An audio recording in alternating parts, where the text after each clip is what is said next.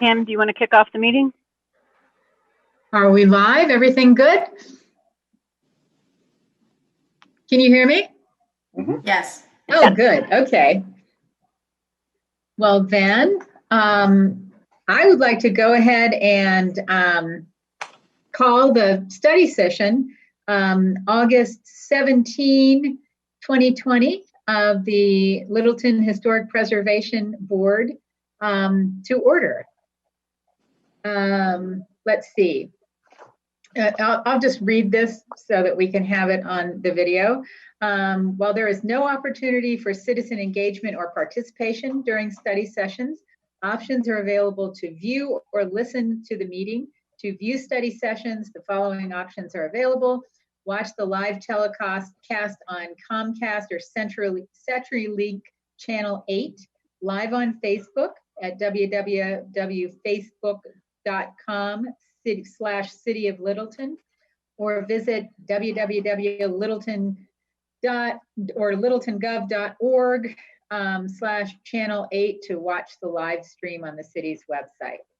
To listen to the meeting on your phone, dial 669-900-6833, and when prompted, enter the webinar ID 939-5313-1399. So, all right.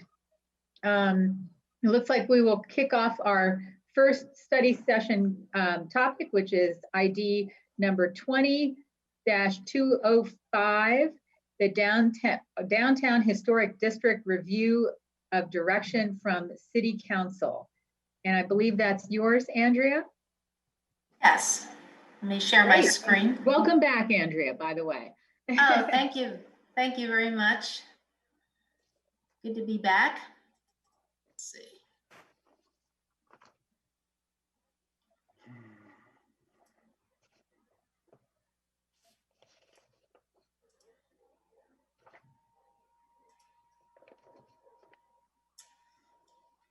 Okay. So I think as probably all of you know, the City Council had a study session recently and have given some direction to staff about a downtown historic district.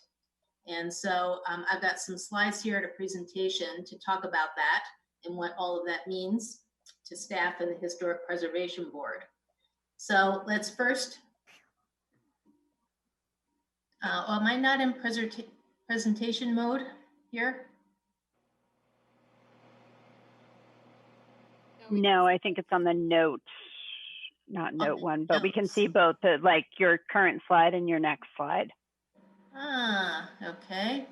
Andrew, if you go to display settings at the top, there's an option that says, I forget what it says. Yeah, swap presenter view and slide. Great, thank you. Let's see. Okay, so let's start out with what the direction was. The City Council said that they would like staff to process an application for an all-inclusive historic district on Main Street and Alamo Avenue. And the second piece is that they want to track it with the ULUC, the Unified Land Use Code project, and that the expected completion of the project would be in December 2021. So, earlier this month, just a little bit of background information, the City Council gave direction to staff to process the application, and I think this direction reflects Council's interest in preserving downtown's historic character via the establishment of the historic district, and the timing of the project, as we'll address a little later, is synchronized with the ULUC. It's a relatively brief presentation that I have, and it'll include a quick review of the background on the discussion this far.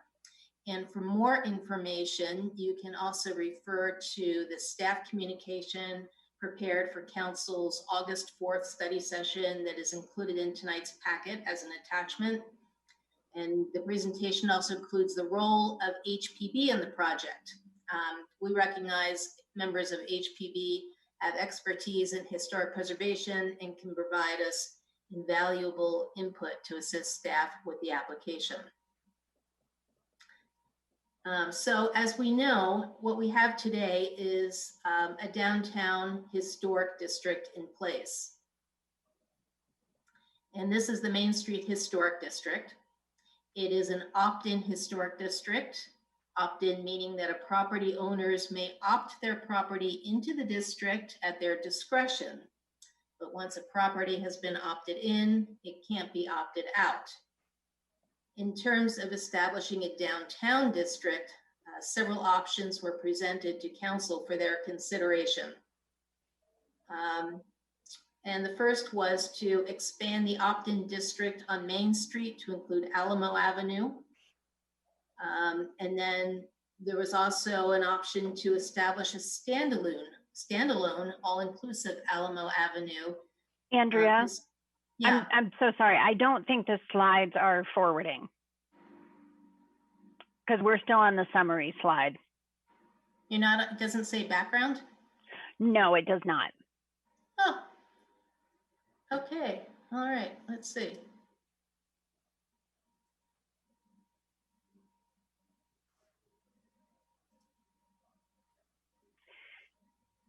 It might be better to go out of it and just do it in slideshow view. So there's, okay, do you see background now? Nope. No, still summary. At least I do. Somebody else speak up if they see something different.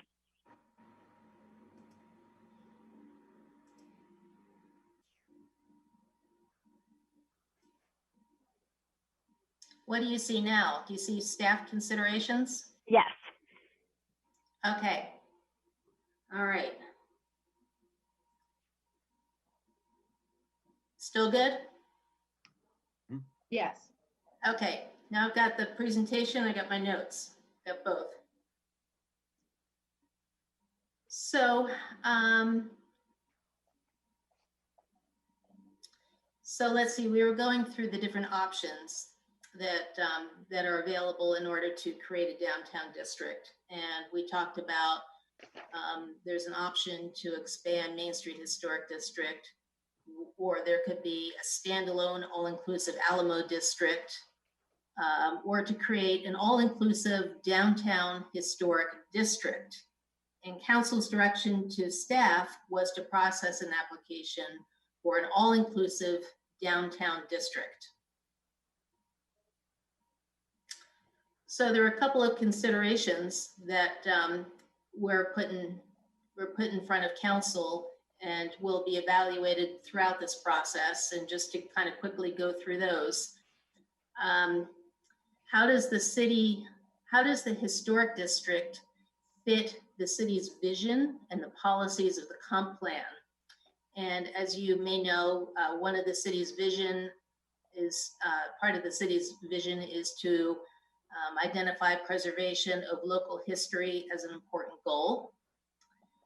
For property owners, what are the implications? Benefits to designation include financial incentives, tax credits, Obligations include required preservation of historic fabric in the exterior of the building and city review of proposed modifications. In terms of the advantages of an all-inclusive district, this would mean all property owners follow the same rules, and the city can maintain its status as a certified local government, which gives the city access to grant money and professional assistance with their historic preservation projects. Some things that people might find is not an advantage would be that property owners might not desire to be in a historic district, and they could potentially be designated without their consent. And then another consideration is what the city can offer as incentives to preserve and protect properties within the district. Currently, there is an incentives program that includes a grant program and some building permit waivers that are available. Of course, there's also a state income tax program available, and that can be addressed as well during all of this process.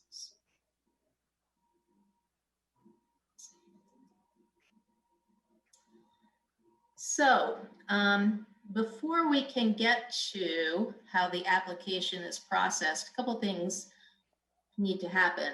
And the first is that the Historic Preservation Code does need to be revised. The current code has been identified as cumbersome for property owners. There are policies that benefit from reevaluation at this point in time.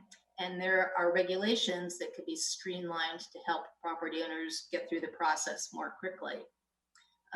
Public process will begin after a draft is out on the update to the Historic Preservation Code, and this would give property owners an opportunity to read the draft and give their opinion on what they see in the rewrite.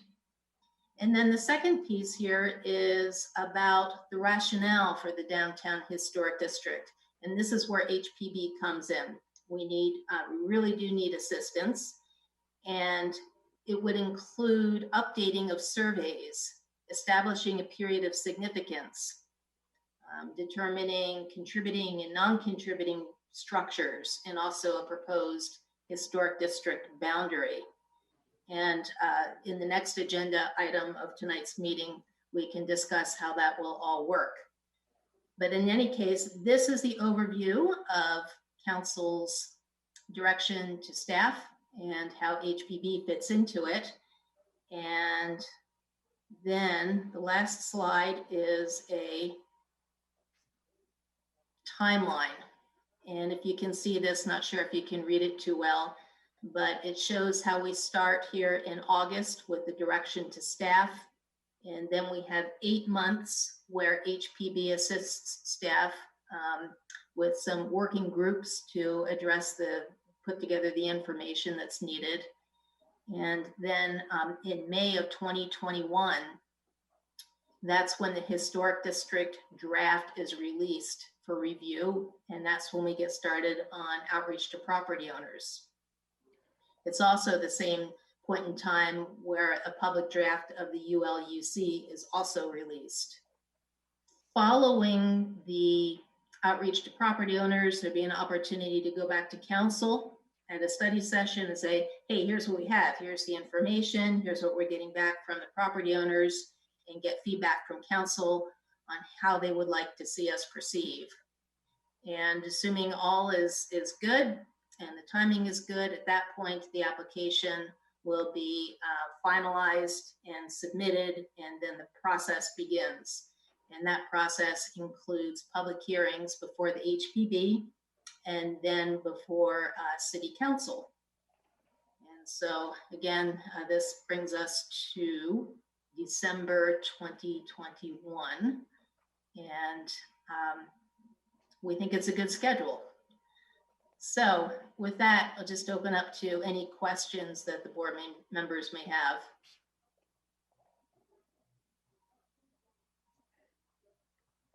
I have one too. I have a number of Chris? questions. Do you Chris, want to go go first, ahead. Rick? Chris, why don't you go ahead? Okay.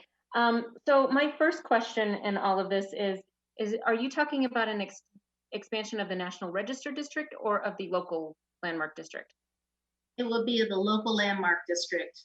For those maybe not familiar with the two types of districts that we do have a National Register District as well, but there are no regulations associated with it.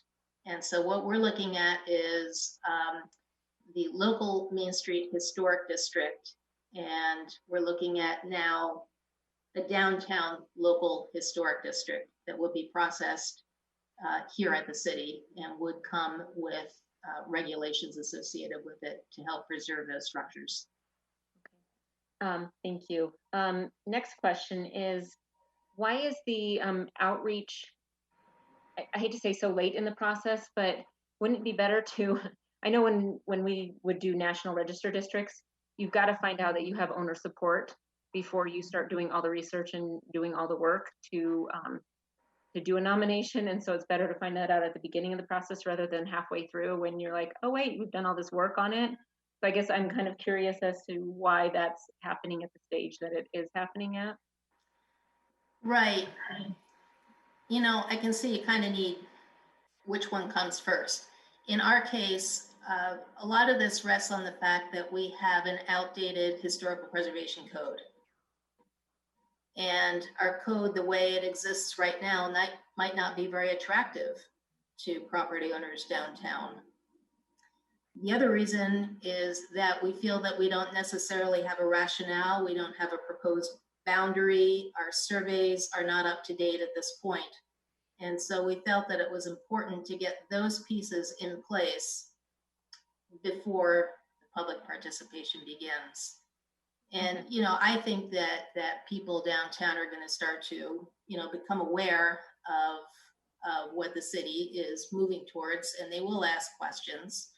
And the answer is that we are working on these things. There will be an opportunity.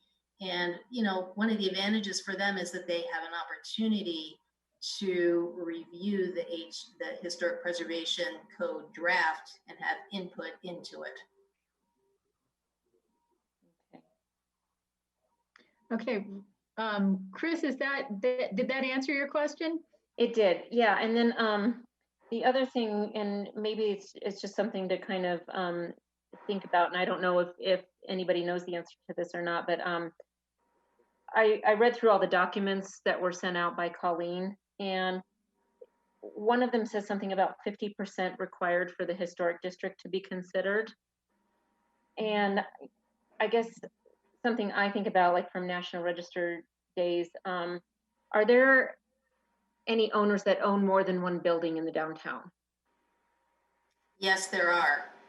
Do they get one vote per building, or do they get one vote as a property owner? Yeah, and that's something that staff is talking about now, okay. and we will have an answer on that. We don't have it tonight. That comes up with National Register, where somebody owns multiple properties, and so they expect to get a vote for every single property, and that can really throw off whether a district can move forward because it's one property owner but multiple properties. So I just wanted to throw that out, especially for the legal people to be thinking about that. So okay. All right. That's all I had. Thank you. Rick, did you have a question? Yes, I do. Andrea, why do we have to revise the code first? Why can't we do this under the existing code? I know there's benefits and stuff, but why can't we move forward now with defining the district under the existing code? The idea, as I've said, the idea is that the code really isn't in a good shape to bring out to property owners and say, would you like to join a historic district and get 50%, hopefully, or more people to consent to the district with the regulations that we have. And some of those regulations include public hearing required for small modifications. The code does not allow demolition of non-contributing structures. Right. And we felt that we have a lot of work to do for the rationale of the project, and that the code rewrite is coming along, and this is how the project flowed. This is how it best made sense. Well, right now, we're not creating a new district, we're expanding a district. So we currently have a main street where 65% of the property owners are in it already. They have opted in. So we're above the 50%. My concern, and it's a political concern, we are having a public hearing for the final district across a council election. That is not a very good idea to move forward with on this. I know it's not. And if we try to do this across a council election, it's going to get really ugly. And I think we need to speed this up much quicker to avoid that situation. Yeah, this is the direction that council gave us. They did see the timeline that we put in front of them. And so that's where we are now. I'll just add on another point that in terms of the district, we see this project as developing a downtown historic district is Right. how we are envisioning and positioning the project. Rick, can I just jump in terms of the schedule for the ULUC? So the Unified Land Use Code, we feel like we'll have a pretty good indication about the Historic Preservation Code. The draft is set to release on June 7th. So we're speeding this up as much as we can. The comprehensive plan, all of the timelines and priority planning that we have done as a staff called for a historic preservation plan and any changes to the district after we finish the ULUC. So we went back to the drawing board to see how we could push this up in terms of the timeline and do this sort of parallel fast track with the Unified Land Use Code. And this was the best that we could do in terms of speeding that up. I've seen a lot of politics in the city. This is very bad to have this across a council election for a designation of a historic district. And we may put a whole lot of effort into this to see it all go bye-bye in November. And if we were going to move forward with the momentum that the city has, I really think we need to move faster on this. We're going to be real involved with the revised code issues as well, right? Right. This is the fastest we can do it. We went and looked at all of the alternatives. This is the direction and timeline that the council has directed. So now we're here tonight to see if we can get your help on some of the critical pieces, because your involvement is so hugely important. That message we can definitely deliver back to council in terms of, overlapping with a municipal election year. We can definitely deliver that message back. But as of right now, this is the direction we have from council, is that this was the fastest we could get it in. We're already, pulling this process together a year before we had planned with staffing capacity. So this is the fastest that we can deliver it. Well, we have all the documentation to do this. It's sitting right behind me, all the surveys, everything else. Members of the board are willing to go and get this thing done very quickly. We can have it all defined and then wait a little bit. But I think my recommendation would go to council and say, do you want to have a public hearing for a final district during your election? And let them tell you what they want us to do. Because I've seen too many failures in the city. If we're going to spend all this effort over the next year and a half to potentially see it fail, it'd be the last opportunity we'll ever have in Littleton to do this. You have to consider the politics for sure. Right. We can definitely take that message back to council. They looked at the same timeline, exact same presentation. They were comfortable with the timeline and comfortable with the direction. Well, I know some of them asked why it was going to take so long. So, yeah. And like I said, we're speeding this up as fast as we can. This is a full year before we would have even been positioned to do some of that property and owner outreach. So this is our parallel fast track. And we went back to the drawing board to try and figure out how we can advance this as a top priority. Well, I think Rick certainly raises some valid and very practical, tactical considerations. And I do appreciate you going back to council and just apprising them of the situation that Rick has raised and the political ramifications, and specifically discuss that with them and see if they'd like to move heaven and earth a little bit quicker. And I think that Rick is saying that we can probably do that.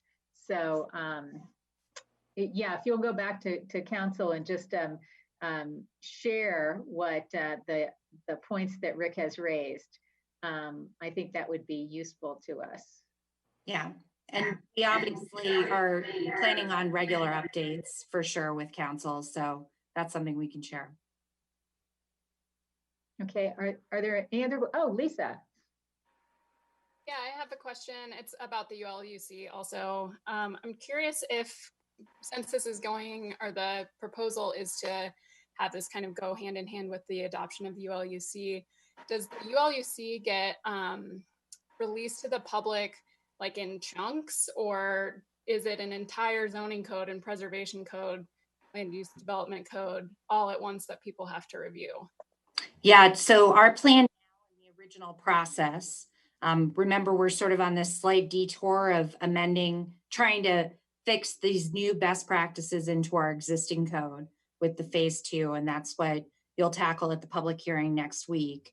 But the ULUC was designed in these building blocks, and then the full release is June 7th. And then we anticipate, I think it's June 27th or 28th for that public comment period to close. Keep in mind that reviewing this is going to be a little bit easier because we've put all the right tools in place. We have a different software and an opportunity of how this gets presented to the public. So we won't be working in a cumbersome PDF or Word document. So we're going to release that full thing June 7th of 2021.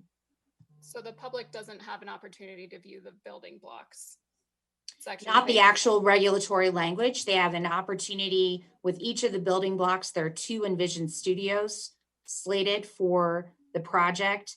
We've just gone through, because of the enormity of these phase 2 amendments, and kind of made some adjustments to the project schedule. So we have that new project schedule this week. So I'll have that website updated this week so you can look. But the next building block is mixed use and corridor, and the next studio is scheduled for September 21st. So as soon as we have those details, we hope to have those ironed out this week.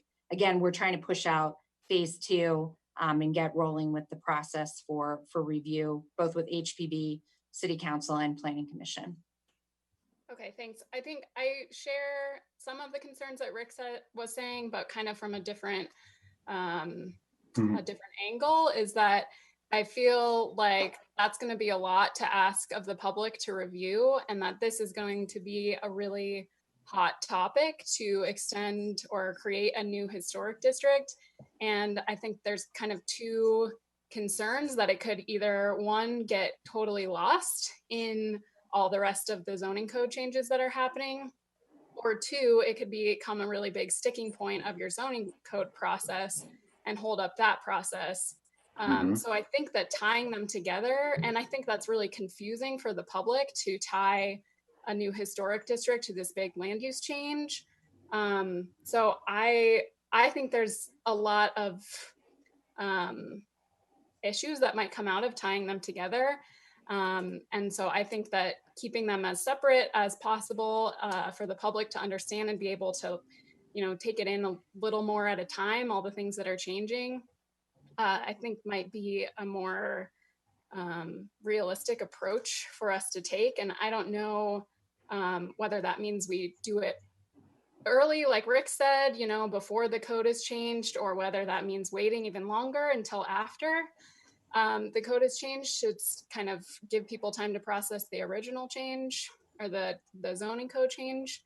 But I guess that's kind of my my primary concern with it. And I also wonder if we were able to do those quick fix phase 1, phase 2 code amendments. Why can't we do a quick fix preservation amendment that fixes some of those or is able to offer some more benefits to people, and we could speed up the process and separate it from the ULUC? Well, we've unfortunately the budgetary constraints of making another adjustment to the contract with our consultants are just we're in the ULUC. As soon as we finish up these phase 2, we were able to negotiate the phase 2 as part of it.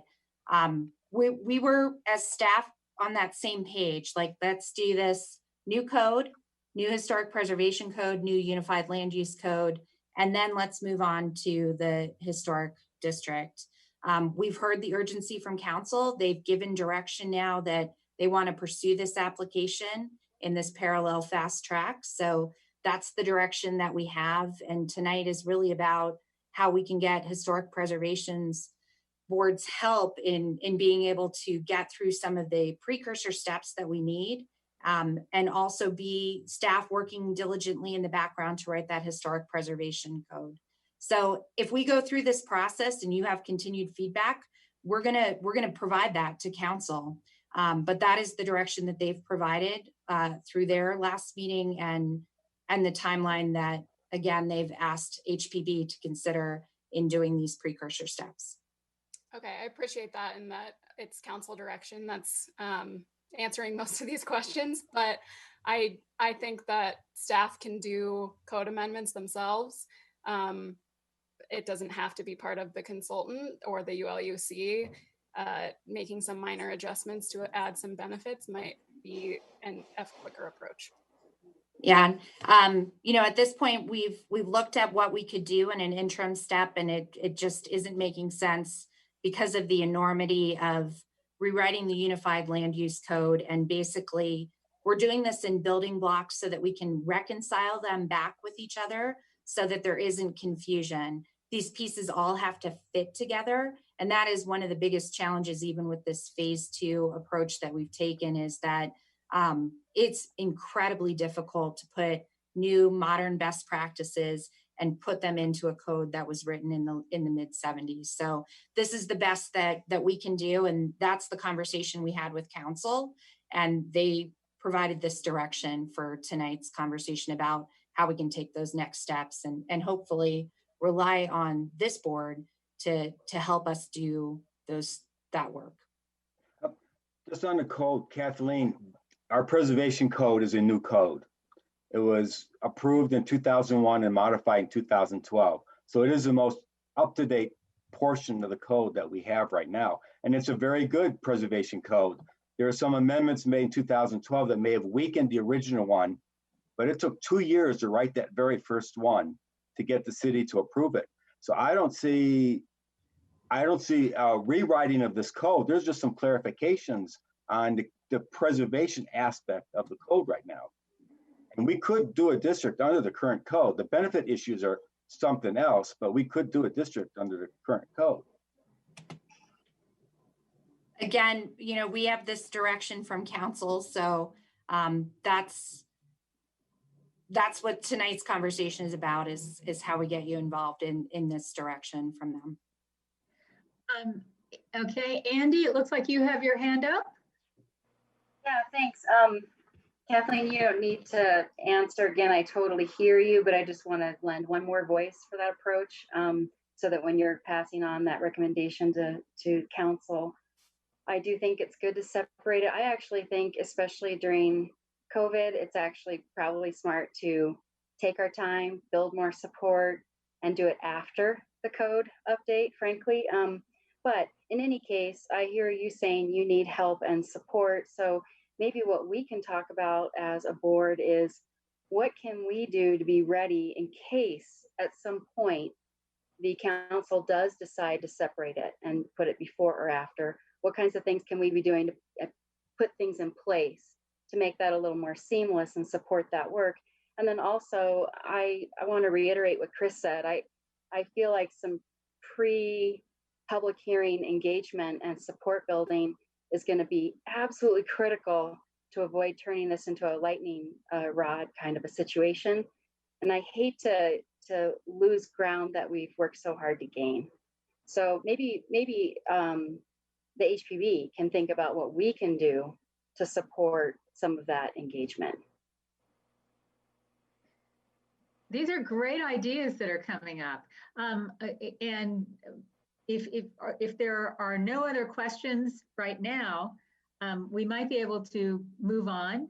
But I think Kathleen, Andrea, Jennifer, I think it's very clear that there's some heartburn on HPB's part about the process and the logistics and the timeline.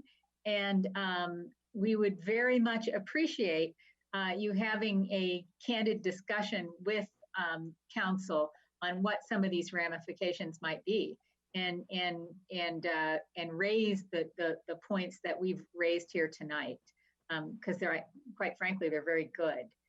Are there any other points before we move on to the? Oh yes, Laura. I have a question. Let me play devil's advocate for a moment. You know, you say that we have 65% of the properties have opted in for the local historic designation. If we go to an all-inclusive and all-in historic district for Main Street and Alamo, what happens to those property owners that don't want to be there, that are that 35% that don't want that designation? What kind of rights do they have? Because I have a feeling that's going to be a huge question in the future. I don't want this. How does it affect me? You know, am I grandfathered in? Is it when new property owners come about? Can you answer that for me, Andrea? Yes, Laura, in terms of an all-inclusive district, what that would mean is that all properties would be in the historic districts, within the historic district for the boundaries that are established. Right. And if people objected to it, then, you know, they had their say, but they didn't get their way. So what kind of rights do they have? I mean, if you've bought a property, and when you bought the property, these were the rules. You still own the property, and now the rules have changed. What kind of rights do they have? Right. You know, it's like a lot of political decisions. We don't always get what we you know, personally wish for. You know, it would be that way in a city's rezoning of a neighborhood, for example, or, you know, if you think about state and local politics, same thing. So if we do designate an all-inclusive historic district, then those property owners really have lost, I don't want to say lost, but would be then forced to follow the new historic designations, even though when they bought the property, those designations weren't there. Is that correct? Yes, that's correct. And that is actually commonly done within Colorado and across the nation. And so I think people do get used to the new set of rules, and life does go on. Now, you know, however this plays out locally, we'll see. You know, we don't know how many property owners will object to it, and we don't know how council would like to deal with that situation. And we really won't know until we update the code actually to tell them what it would look like. We don't need to update the code to do this. We have a good code right now. The code has some minor problems with it and with the benefits, and it got kind of screwy when they moved the historic district into the body of the code, which makes it hard to manage the code. But it doesn't affect the code. The code could be a whole separate item with this as we move forward. Okay, Chris, did you have something to add? I just wanted to say that I went to CPI, the conference in January, and there was a session about like contentious, you know, designations, and there was a gal there from Aspen who basically said they flat out, the city designates what they feel is historic, which kind of shocked me that they just go ahead without owner consent. But the way they deal with it, Laura, is they kind of are a little bit more flexible, like maybe if there's a rear addition or somebody's got a boundary issue, taxes, they kind of are flexible that way. They try to offset Okay. the frustration or anger or whatever you want to call it, the emotion of, hey, how did I suddenly get sucked into being designated when I didn't sign anything? And they give them other Considerations. Yeah, I hate to say kickbacks, but other ways to kind of say, okay, normally you'd pay this kind of fee for a permit, maybe we'll waive the fee. And so there are things that offset them being put in. So maybe that would be something to consider, is maybe there's some fees that could be waived, or hopefully we can sell them on the financial benefits and incentives and things like that, but maybe there's some other ways that the city could make some some arrangements to work with them so that they don't feel so alienated. Well, and the reason I asked is because it is an opt-in, and I think if you wanted to, you would have opted in, and obviously some people did, but obviously a lot of people didn't. So when we talk about an all-inclusive district, there's going to be some people that are not very happy, and I wanted to know how we're going to kind of look at that. Well, and I think Andrea had something about that in the materials that were sent out for tonight with, CLGs don't like opt-in districts. Right. And I know National Register, they really prefer to not have what they call like a chocolate chip cookie effect, where you just have, this one's in and this one's in, but this one's not. And, even though these two are, this one's wedged in between two that are listed, this one is carved out. It's a nightmare. And so that's why, nobody likes that kind of thing. And so I do like the idea of getting away from that opt-in district and just kind of saying, like, this is our boundary. This is what contributes. These are the buildings that do. These are the buildings that don't, versus, having this wonky boundary. But yeah, it does. I mean, that question is definitely going to come up from people like, well, I didn't sign up for this before, and I certainly don't want to sign up for it now. So we need to be prepared to kind of, what do we have to offer them to offset that? Okay, so it's a legit question. So Laura, the way to look at this is not that most people decided not to opt in. Most people decided to opt in. A few people do not want to. This is the only opt-in historic district in the United States. It goes against all preservation law, all preservation regulations. You just can't manage land. It's a land use issue when individual properties have a right to say what they're going to do. Nobody has that right in land use. So but the problem is that we did allow properties to opt in, and now that's the base. And I'll tell you, when Bill Hopping did that, that was the only way they felt they could get a historic district downtown. He will tell you today that was the worst decision he ever made, because it makes it unattainable to manage the downtown area. Then you're punishing the people who actually decided to opt in, spend money on their buildings, and you have a neighbor that doesn't care. So whose rights are you really protecting there? Plus, preservation is a public benefit.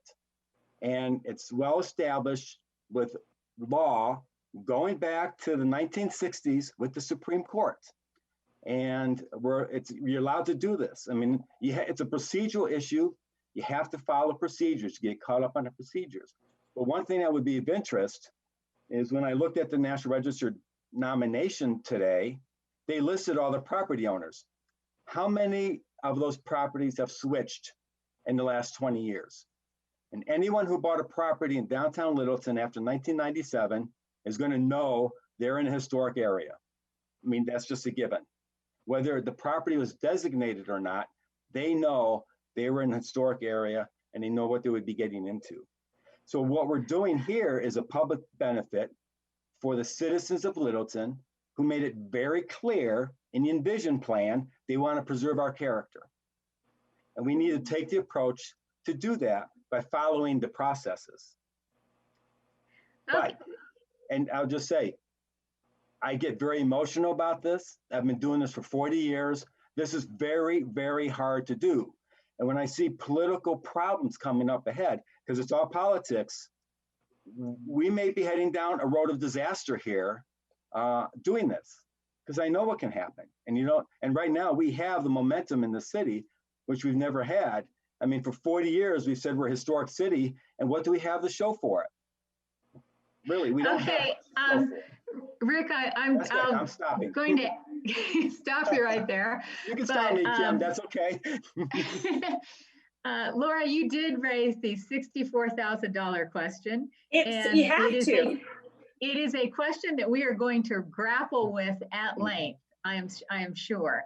And we're going to have to answer that question and have a good answer and engage the public on that very question. But if there are no objections, you know, that's like a huge elephant in the room, and we're just going to leave the elephant sit there for a little while.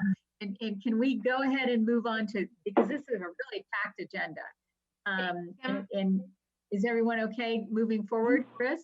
Yeah, just one quick question. Would it be in our interest to have someone touch base with the preservation people up in Aspen and just maybe pick their brain on how they deal with that, just so we're prepared?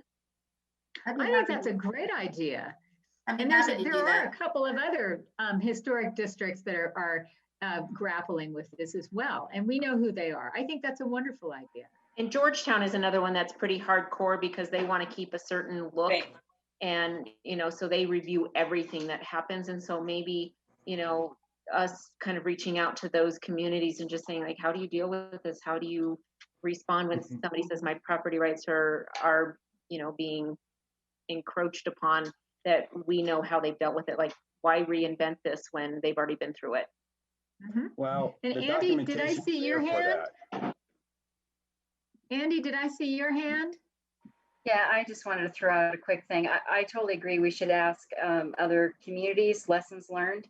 I just want to be really careful which ones we talk about. Like, I don't want to hold up Aspen as our, where we kind of get our guidance from, because we're so different. But I understand what you're saying, Chris, that you want good information. Yeah, I just remember her talking about it at that session and just thinking, like, wow, who does that? It's the only, you know, one of the only communities I know of that just flat out says, hey, this is what we're doing. And they don't, I hate to say they don't care, but they find ways to work around it. And so it might just be good to talk to them and see how they've managed to work around that. But, you know, there's got to be a couple of other communities for comparison that we don't have to just look at Aspen, but probably Georgetown, and maybe there's got to be a couple of others. I think that's a great idea. So if there's no other questions on this particular topic, Andrew, would you like to move forward with your presentation? On the next agenda item, you mean? Yes. Yes. Or okay. Yes. Okay. All right. So the next presentation is really pretty brief. Let's see. I think I'll pull up.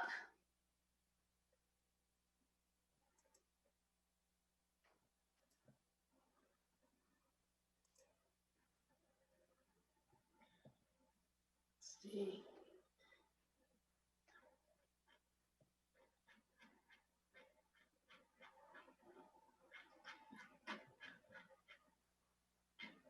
Now you're skipping a lot of information, Andrea. Did you want to present all of that?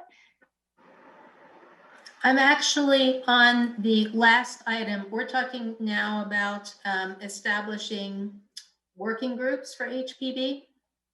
Have we skipped ahead of some of the presentation that you were giving before you asked for questions?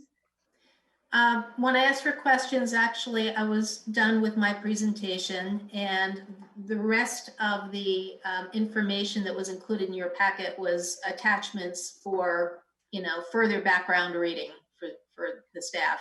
If there are any further questions on the background information, we're happy to answer that.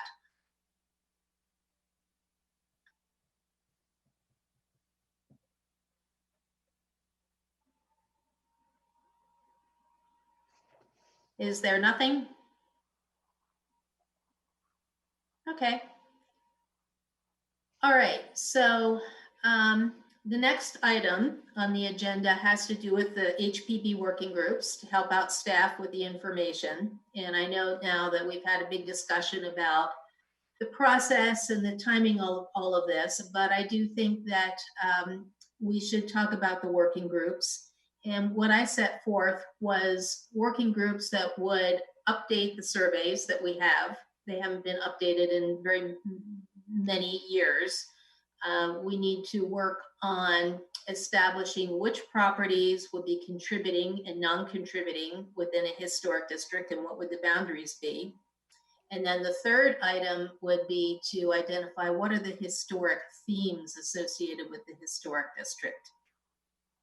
And so I set that out as sort of 3 working groups, completely open to ideas to maybe change around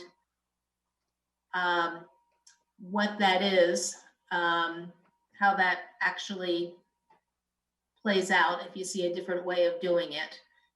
So I will open it up to see what you have. Well, I'll throw out the need for a 4th working group, and that is to address the strategy of what we're doing. And when I say address the strategy of what we're doing, I think the questions that we heard raised this evening about public engagement, about the pros and cons of the district and how we're going to address some of these things, looking at best practices of other things.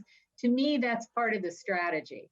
And I wouldn't mind seeing a working group addressing some of that as we move forward. So I would throw out a request for either a 4th working group or maybe an umbrella or something like that. But I think we need to work a little bit on that strategy.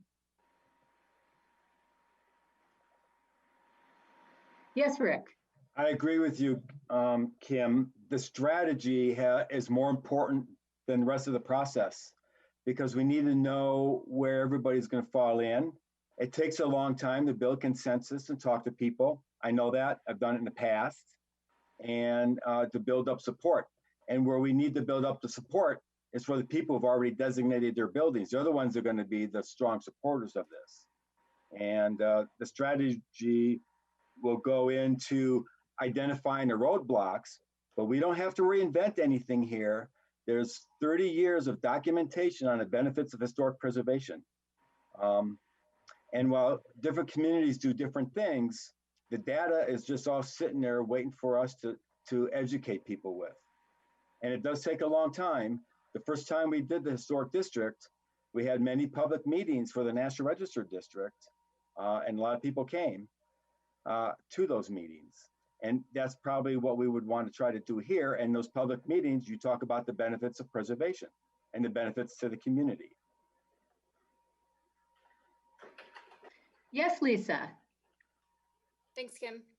So I have a question. I've been kind of, as I was reading and thinking about this, I was thinking back to the kind of legal training that we got at the beginning, or when I think it was last year, maybe, from the city attorney's office. So I have a question for the city attorney about whether it's appropriate for us to do the work on this, because I've heard staff say several times that they need the board to give help with doing the work of this project. But if we're a quasi-judicial, if I'm using the right word, decision maker in this, should we really be the ones that have done the work? Like, I understand that it's fine for staff to have done the work, and then we are the reviewing body and make the decision. But to me, it seems a little iffy if we were the ones that did the survey to then approve this, did the survey that said, yes, these buildings are significant, and then we approve our own work. I guess, does my question make sense? It does make sense. And obviously, in speaking with staff about how we would go about this with essentially informal working groups, it's really, you guys aren't forming any decisions, right? The decision will ultimately be council's, and it's through an application that staff will put together for council. And so what staff is asking the board to do in these working groups is kind of, with your expertise, at least be able to give feedback, to advise, but you're not actually reaching any decisions. So in that way, it's not quasi-judicial in where you are coming to a consensus, you're not making decisions based on anything, you're providing expertise and guidance and input to staff who will ultimately bring it to council, and then they will be doing the quasi-judicial hearing with that information based on your expertise, if that makes sense. They'll actually, it'll come to us first and then to them. Wait, right. Sorry, say that again. It comes to us first, and then it goes to the council. We have the first public hearing, make a recommendation to council. Sure, right, yes, okay. But the initial working groups are just for you to advise and kind of work together with staff for staff to present. So ultimately, you're not making any decisions initially and really reaching a consensus on anything. It's kind of just helping with the building blocks, I guess, to kind of piggyback on what Kathleen was saying, to provide that information and provide that expertise related to the specific questions that staff has. Okay, so I think just from my perspective, just for the rest of the board, I would feel more comfortable if we didn't do these as small working groups, because that means that they don't have public transparency. So I would prefer that we don't.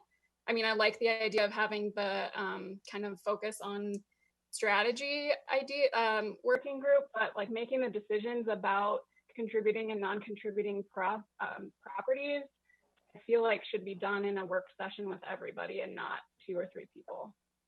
Are we making those decisions, or is this just us going out and recording the buildings so that we can compare with what they look like 20 years ago when they were first surveyed? And that will be, I would say that's a question more for staff on what they're asking of you guys in these working groups. And I do feel like, I mean, this is why we're on the board, is because we have expertise or knowledge and experience with this stuff. And so for us to go out and basically re-record and make sure that things haven't been torn down, altered significantly, I guess I don't have a problem with that as much. I understand your concern about the, like, we're doing the work, then we're reviewing the work and saying, yeah, it's perfect, send it on. But I think ultimately we don't have the final decision, city council does. So we're just part of the process. But. Correct. Andrea, can you speak to that? Yeah, in terms of the surveys, yes, we had envisioned that board members would help to take a look at those older surveys and update them. And one of the things that didn't happen with those original surveys is identification of whether or not they were eligible for local landmark designation. They were identified for the National Register. And so that could be something that we could discuss that could be very helpful within this process. Another thing is we've had, as was said, a couple have been demolished.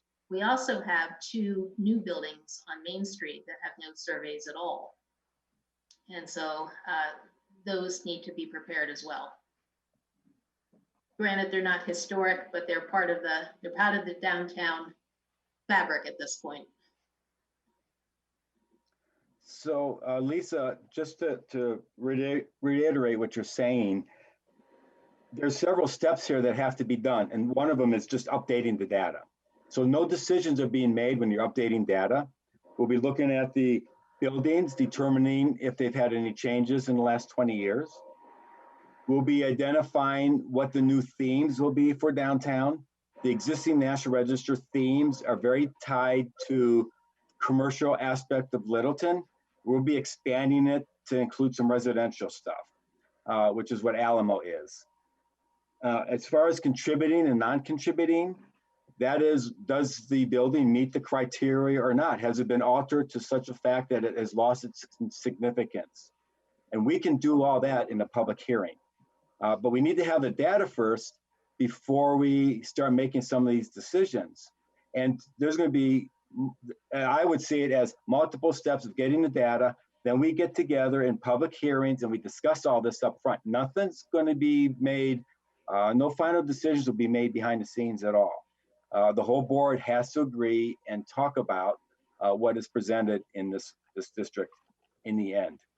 And we're going to have we'll have a public hearing for the final boundaries that we select, and then may be adjusted after a public hearing depending upon what we say. We just don't know that right now.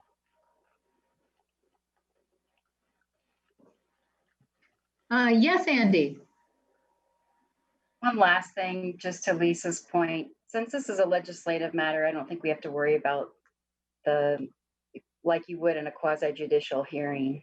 So I think we can, but I think you raised a good point too, when we're thinking about strategy and building support, informed support from the community. Maybe that's something that the fourth working group, and Kim, I loved your idea. It's exactly what I was thinking. We need an educational and outreach kind of group to think about how we talk about it and things like that. So maybe there's an element there we can think about. Do we bring in other people to help us do some of this work and form some of this work early on, so it doesn't appear like we're figuring all it out behind the scenes and then asking if people to tell us how much they like it? Like, let's get some other people involved from earlier on. I'd love to just talk with staff and others that are interested about that kind of strategy, so that it's more transparent. Is there anyone? Oh, Rick, yes. I just have one idea, Andy. Historic Littleton sitting there. We could ask Historic Littleton to hold public meetings, or not meetings, but presentations, and then invite people to talk about the benefits of preservation. That takes us out of having to do that. Let them do that. We can invite Steve Turner, people from the State Historical Society, whoever we want to come down and talk about preservation, people from CPI, and utilize that organization to help us educate. Yeah, there are resources out there, and in this day and age, it's not so much about getting in your car and coming to a meeting and making a presentation. It's probably going to be via Zoom, so that may actually be easier to kind of gather some resources for education and presentation.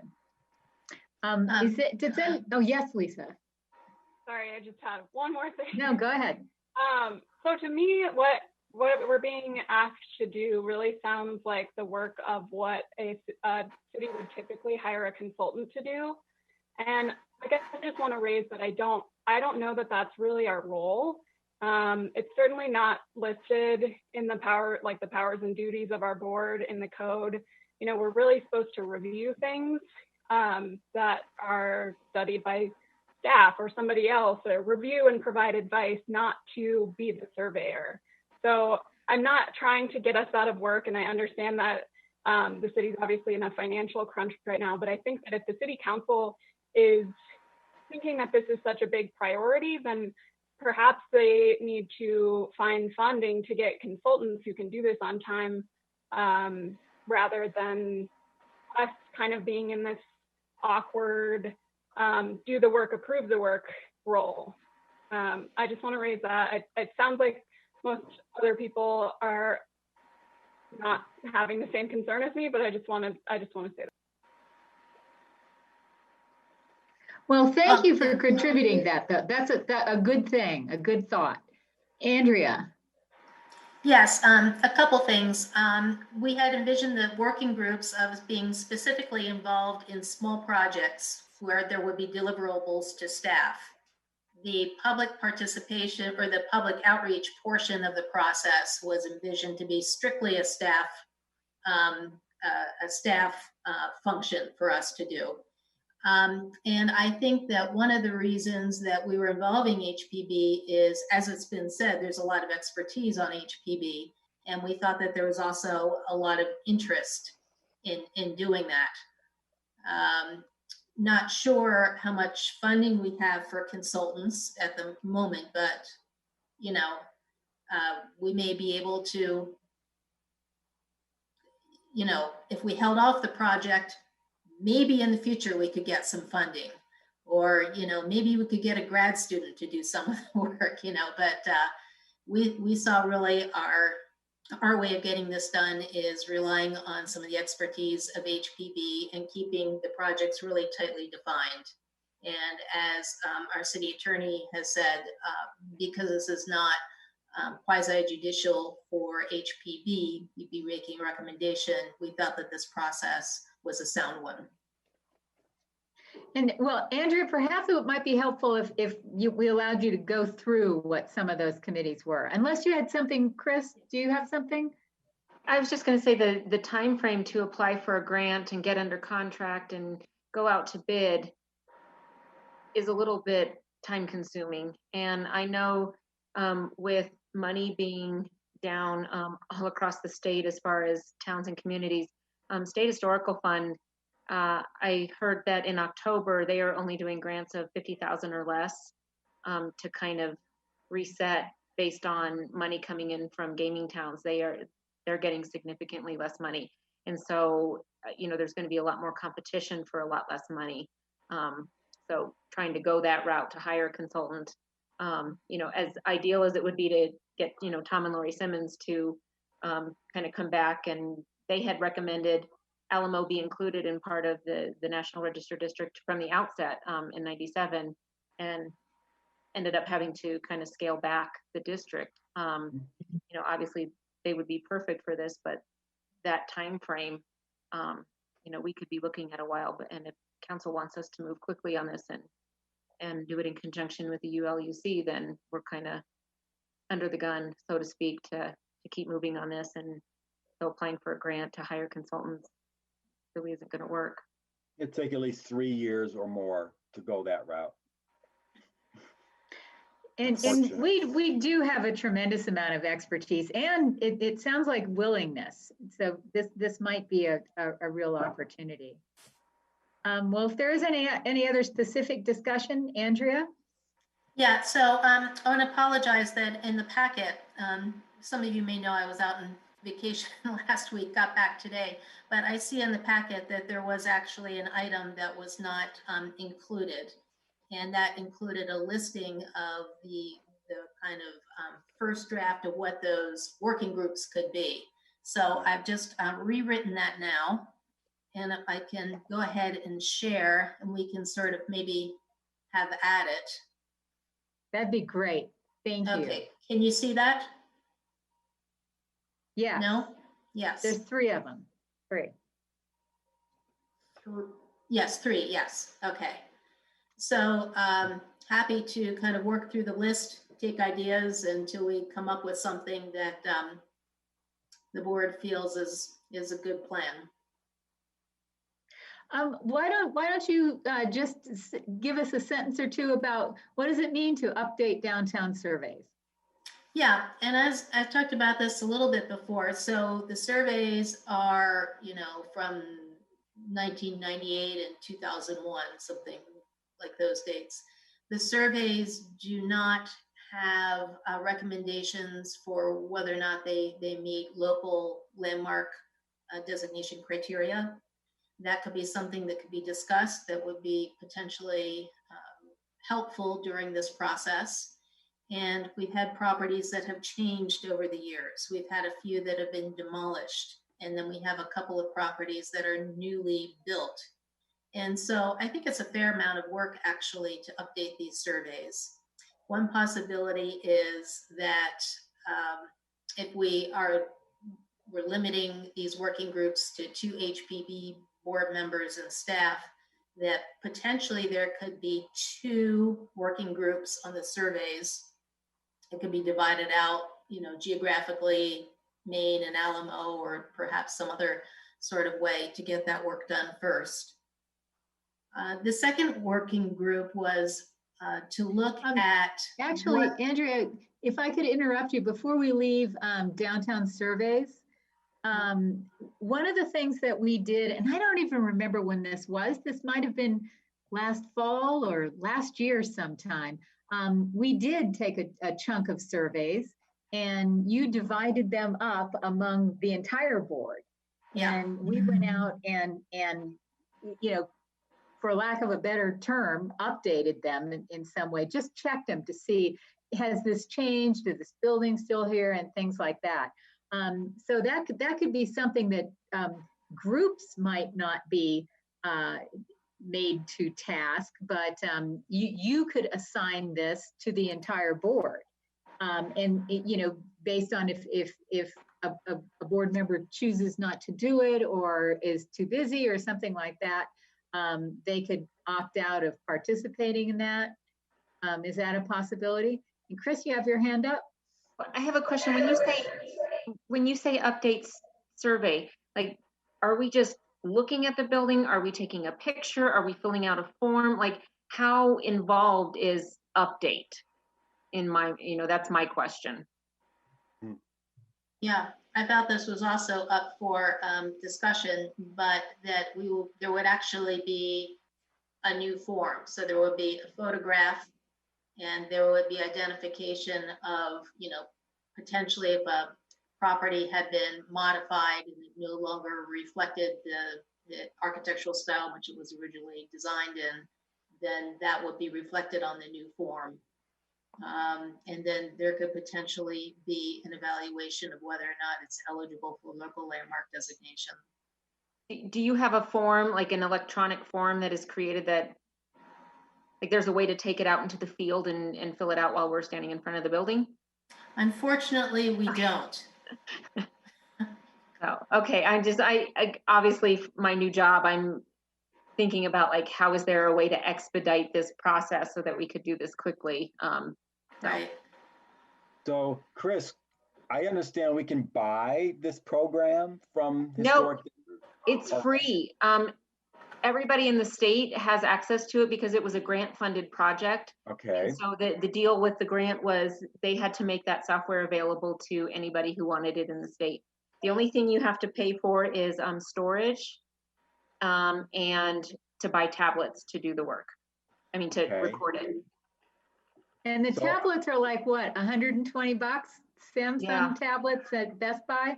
Yep. So exactly where they got them after that. Yeah, so, and then the storage and they're spending, I don't know, 50 to 70 a month on, or I'd have to go back and look at my notes, but I mean, the magnitude of the city and county of Denver compared with, what we're recording in Littleton, obviously the storage costs would be a lot less. Lisa, you had your hand up? Yeah, so are there properties that weren't surveyed, or was every single property surveyed in those two surveys? Like, are there going to be some that we have to do all of the historical research for, or do we at least have it up to 1997 for everything? Yeah, so all of the properties were surveyed except for the two new properties that have been built, and that includes the Littleton mixed-use building and the Tavern Littleton building. Okay. And it was done by, oh, go ahead. I was just going to say it's more of a bear than it seems like to work with those old survey forms if we're even transferring it into a new form, because Chris and I were copying and pasting stuff from those forms. It's harder than it seems, or it's not harder, it's just more time consuming than it seems. But I will say the fact that Tom and Laurie Simmons did the downtown area, they definitely they did the research. And so the information, there's historic background, all of that information is on there.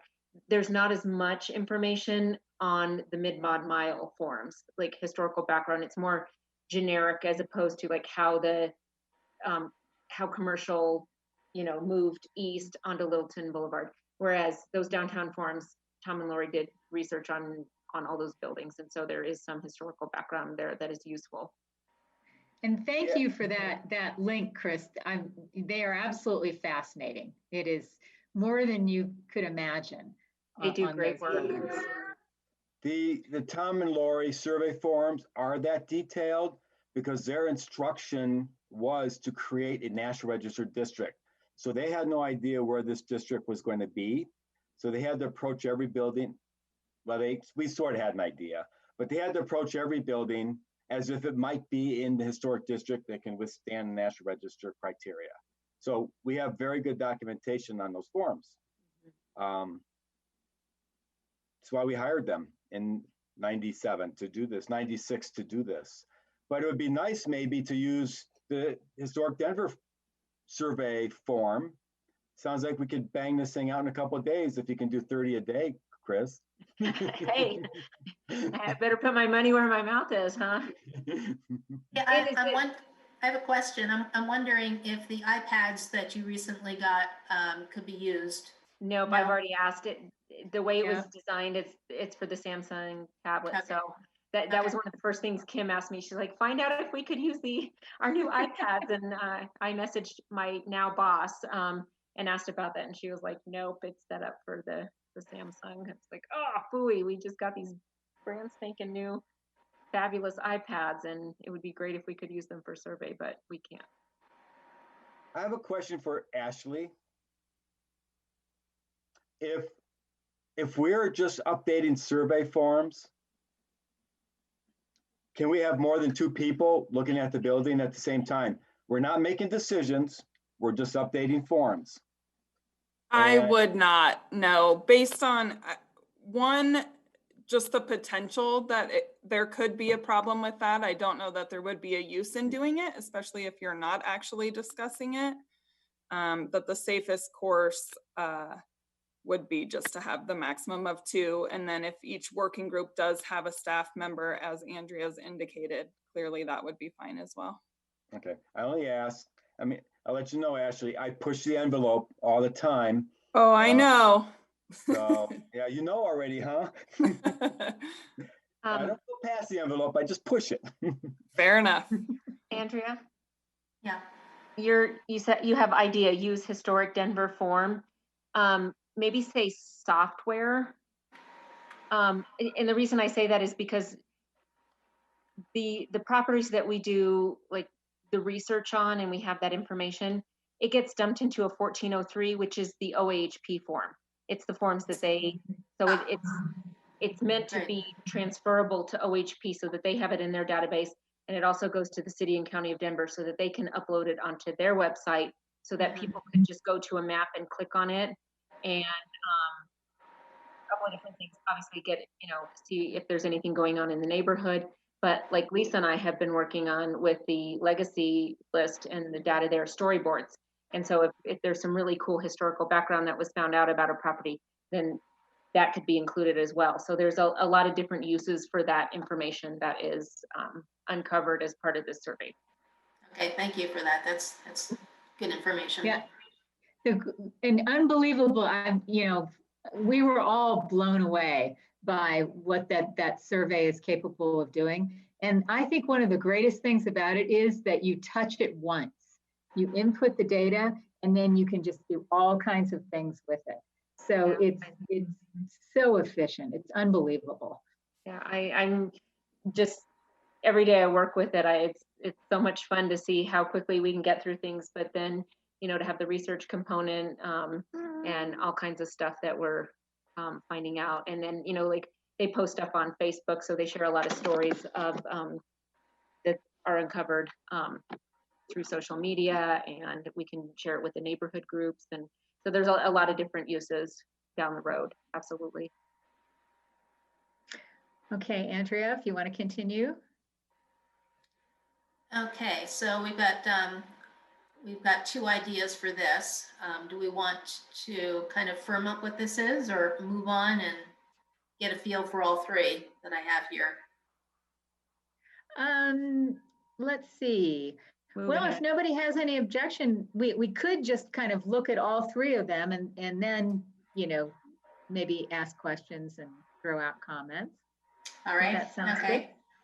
So working group number 2, the idea was to using the newly updated surveys to go through them and see what we have in terms of historic significance and where the properties are, and begin to put together a proposed boundary, and within that boundary, which are the structures that are contributing and which are non-contributing.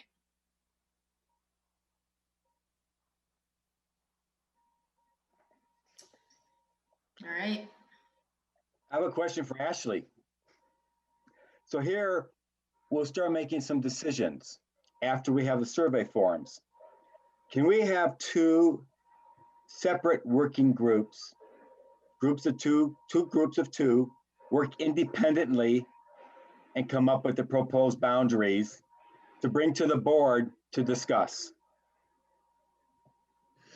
I guess I'm not entirely clear how that would work, where then those two groups aren't conversing together about city business then outside of a public hearing. So I don't know what we would need to do that for, to even potentially violate an open meetings law to do that. We wouldn't work together. We would work totally independent. But Separate why? project. Why is it? And I Just guess in my case question, of the Rick, project. is if you have them working independently, the whole point is we're trying to expand the district. So if we're kind of working separately, at some point the two groups need to intersect. Well, that's true. We can just have one group and then we just argue over the boundaries. That's okay. I So don't this know that is there's going to be Jennifer. anything to argue over. Or discuss the boundaries. Right. So this is where I could see kind of going back to a study session. So you would have that working group that's working on a proposed boundary, and that working group would maybe come up with 2 or 3 different options, and then would bring that back to you as HPB for you guys to make a decision on. So the groups wouldn't be arguing with each other. The whole board would get to Yes. argue over the No, discussion, boundaries. not argue, Yeah. discussion. And that sounds good. Yeah, that's okay. So part of the ask of this working group would be, so it's not establish 2 working groups, but more of a come up with 2 or 3 proposed district boundaries and kind of pros and cons of each one, and bring that to the board. Can I ask who was just talking? Sorry, this is Jennifer. Okay, I thought I recognized your voice, but I don't see you up on the screen, so I just wanted to make sure. Hi. I'm Hi. like, I don't know what camera I'm pulling off of. There's that camera. Hi. I think that's a good idea, is to have, like a group kind of work on that and then bring it back to a study session, and then have a couple of different options that, we have this A, B, and C. And I like that idea. I think as I'm reading this and envisioning how this would work, I'm seeing all of these groups coming up with ideas and coming back to the board, and the board really looking at this and kind of deciding what the board's recommendations will be. So, I think these small working groups are not, the be all and end all. They're the ones that are kind of gathering information and creating ideas and proposals that the entire board can consider. So I see that for all of them. Right, and we need to remember too that again, it's staff that's going to be putting together the actual application. Yes. So a lot of the stuff that's coming from these working groups is really going to staff, but having HPB weigh in on it is fine. But HPB isn't making any decision. Going to Lisa's point of you'll have to make a decision on the application. So you really shouldn't be making a decision on the content of that application. You are just providing input, your professional expertise input. Yep. Okay, if we can, that's number 1, the downtown surveys, and it sounds like the proposed boundaries. Are there any more questions or comments about just the meat of what that is? And then I think it needs to be corrected to just state that the group is going to develop a proposed boundary. It's not going to be 2 working groups.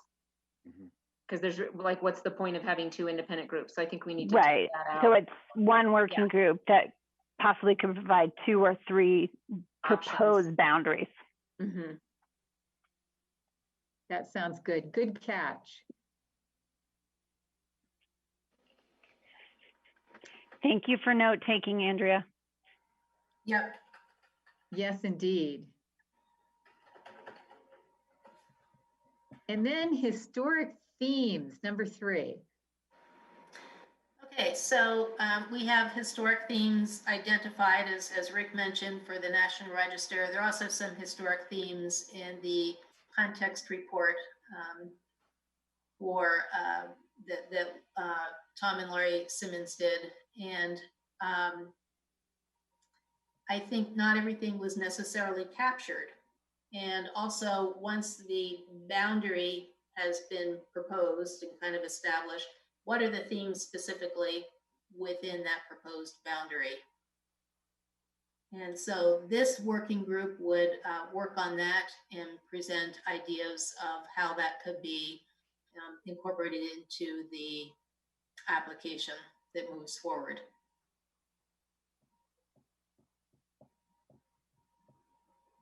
Can you give a couple of maybe one or two examples of what a historic theme would be? Well, I think one of them is the early auto era.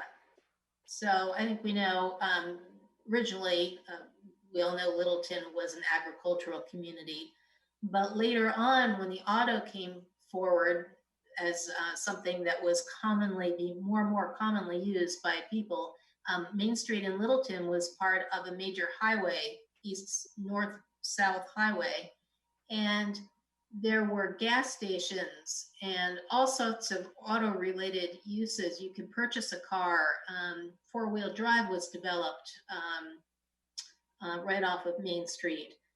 There were places to eat for travelers. And so many of the buildings are related to those autos coming down Main Street. So that is one of the themes as an example. Great. That's a good one. And Tom and Laurie define that very well in their report. I was going to say, is there anything in the mid-mod mile survey report? I still only have that condensed version. I don't have the full version that has context in it. So I wasn't sure if maybe there was any information in that one about some of that more auto-oriented. No, Chris, the mid-mod is from 1950s on. So okay. It doesn't really deal with downtown except for the 5 buildings that are there on Prince Street. Okay. Even the suburbia report that was done before mid-mod starts from the 50s. So we're really looking early 20th century stuff, which we find in Laurie and Tom's report. Okay. They're pretty thorough, so I'm sure there's plenty of information we can pluck out of there. Yeah, and it's pretty much pre-war, isn't it? That's my understanding. It's pre-war. The downtown National Register district period of significance is 1886 to 1956. 55. 55. Okay, 55. Good. I was thinking it was 1949 or 50. So 55, that's good. So they picked 55 because of Woodlawn Shopping Center opening, and it was under the 50-year mark. But they felt like it was such a defining period that when everything shifted away from downtown to east, and so that's why they picked it. Right, and they defined that 50-year problem in their National Register nomination very well. So we would need to pick a period of significance as well for what we have remaining in downtown. And that's just something that the group will have to come up with. How far into the 1960s or 70s do we want to go on this? And do we want to include the beginning of mid-century modern, which actually would end in the 1970 with the construction of the bank building downtown? Okay, so something to keep in mind if we bring the period of significance up is that some buildings that were originally considered non-contributing could actually be contributing now because they fall within the period of significance. There would be 2 buildings in the current National Register nomination that would become contributing in a broader period of significance. Just 2, no more. Okay. What are they? Just is one of them Jackass Hill Brewery, the bank? Yes, and then there's a oh shoot, I didn't write it down, but there's one other one that wasn't contributing because of age. It might be a Rick Akers building, I think, where Willows What is that? Where Willows is. Willows. Willow. Yeah. Oh, really? Yeah. That's called the Thomas Block on the corner there. Because that's okay. There were only 4 buildings that were non-contributing downtown in that National Register district. That was the Family Bar, Jose's Restaurant, the Abbott Building, and the Littleton was where the candy store used to be, the Stucco Building. In terms of Jose's in the Abbott Building, they've both been restored. So they've probably regained significance through restoration over time. Integrity, not significance. Excuse me, Chris, you can correct me. Integrity, yes. The Family Bar, I don't think it gains any integrity, but the other 3 do, yes. It's all semantics, right? The Family Bar is now the tavern for people who might not remember the Family Bar. Right. The Old Town Tavern. The Old Town Tavern, right. Look, we also have a tavern. Yeah, that's true, the Old Town Tavern, which is actually a great place, by the way. Anyway. All right, so we've got themes, and then we had talked about doing some kind of strategy group that really talks about, just tries to uncover some of the issues, the roadblocks that we might encounter. How do you want to do that? How do you want to define that? It seemed like there's a lot of interest in really addressing strategically how we are moving forward. Well, anybody? Go ahead.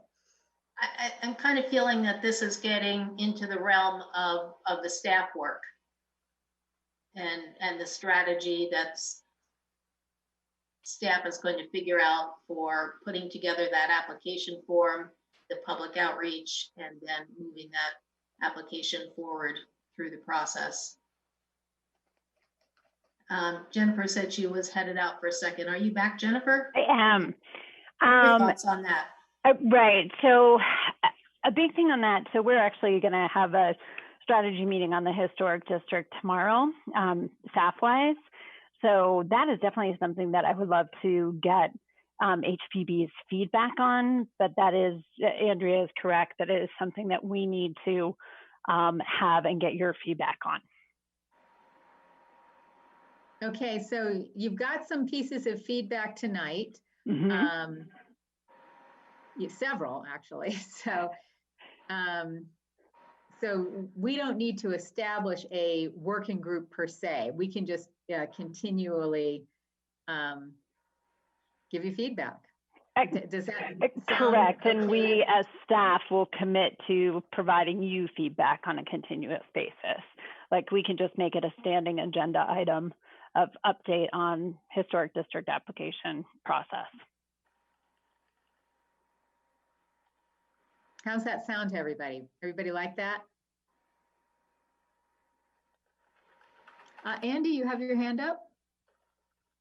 I'll just throw out, I don't want to step on the role of staff, but I think it could be good to have some additional feedback or support with outreach, or just folks to help with some of the tasks of doing that kind of outreach and engagement. So I'll just throw that out there and you guys can discuss it in your meeting tomorrow.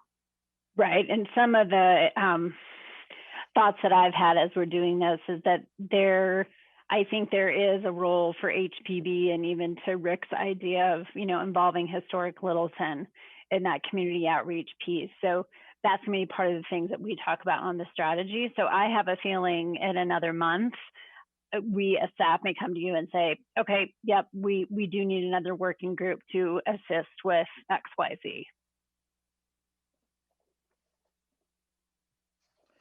And I'll bring that up with the Historic Littleton Board on Wednesday when we meet. Historic Littleton Board, yeah.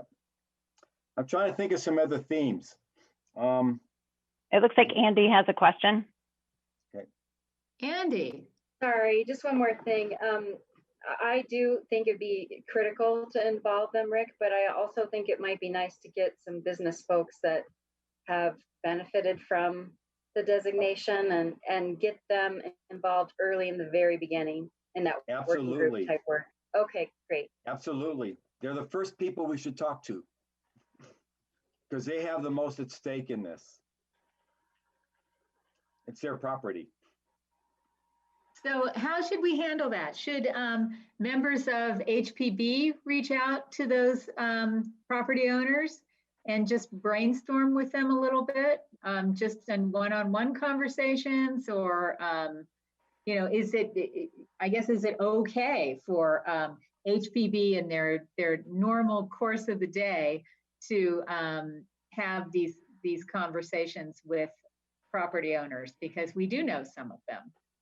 And if we can get them on board, is because, you know, a happy property owner in the district and a supporter of a historic district can be a real evangelist for the concept of being a part of the district. So the community builder person in me, and the one who likes collaboration, I think that's a fantastic idea. But I always have to be tempered by legal. So legal, do we have any concerns about that approach? Ms. Ashley? When you guys, and I know Kathleen may honestly be the best person just as far as overall what all of the planning is. I know all of it is very strategic and a lot of the timing. And I know you guys have a lot of meetings about how best to do public outreach and how you want everyone involved. And so I don't pretend to know where you're at on any of that. At the same time, there's obviously nothing wrong with board members speaking with business owners one-on-one. But I think because I know how much work has gone into this, even on the consulting side and everything else on how you guys are hoping to be able to approach this, that in your meetings, Jennifer, with how you guys are kind of planning all of this, I guess without knowing those specifics, I would just have a concern related to that's a good point. So I think, Kim, to your point, planting the seed, great, go ahead and do it.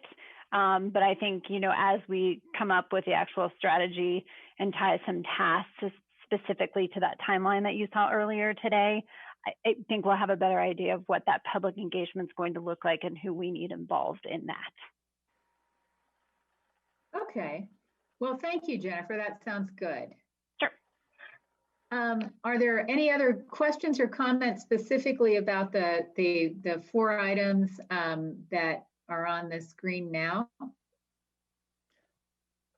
Yes, Chris. Are we signing up for something tonight, Andrea? Like, are you looking for people to kind of pick one of these working groups? I was kind of hoping so, because we could begin to get a start at that point. Okay. If that's what we get. Works for me. I'll sign up first if you want. And we needn't have a formal vote. This is a study session, so it can be a conversation and decision about who will be on what working group. I just want to make a comment. Oh, go ahead, Rick. Kim, on the working groups, because Kim and I have discussed this. I know that a lot of the board members do not have time to do this work, and I appreciate it. I am ready to jump into this. I've been waiting 21 years for this, and I'm willing to do a lot of work. And I would not feel any problems with other board members not being involved with all this, because in a way, it would be better when you're sitting there and making the final decisions to be totally objective by looking at the data, right? So I'm game to get this thing done as soon as possible and work as much as we can. So Kim and I have talked about it. We know that some people won't be able to work on it. You know, you have jobs and you're busy. So I can work on every one of these working groups.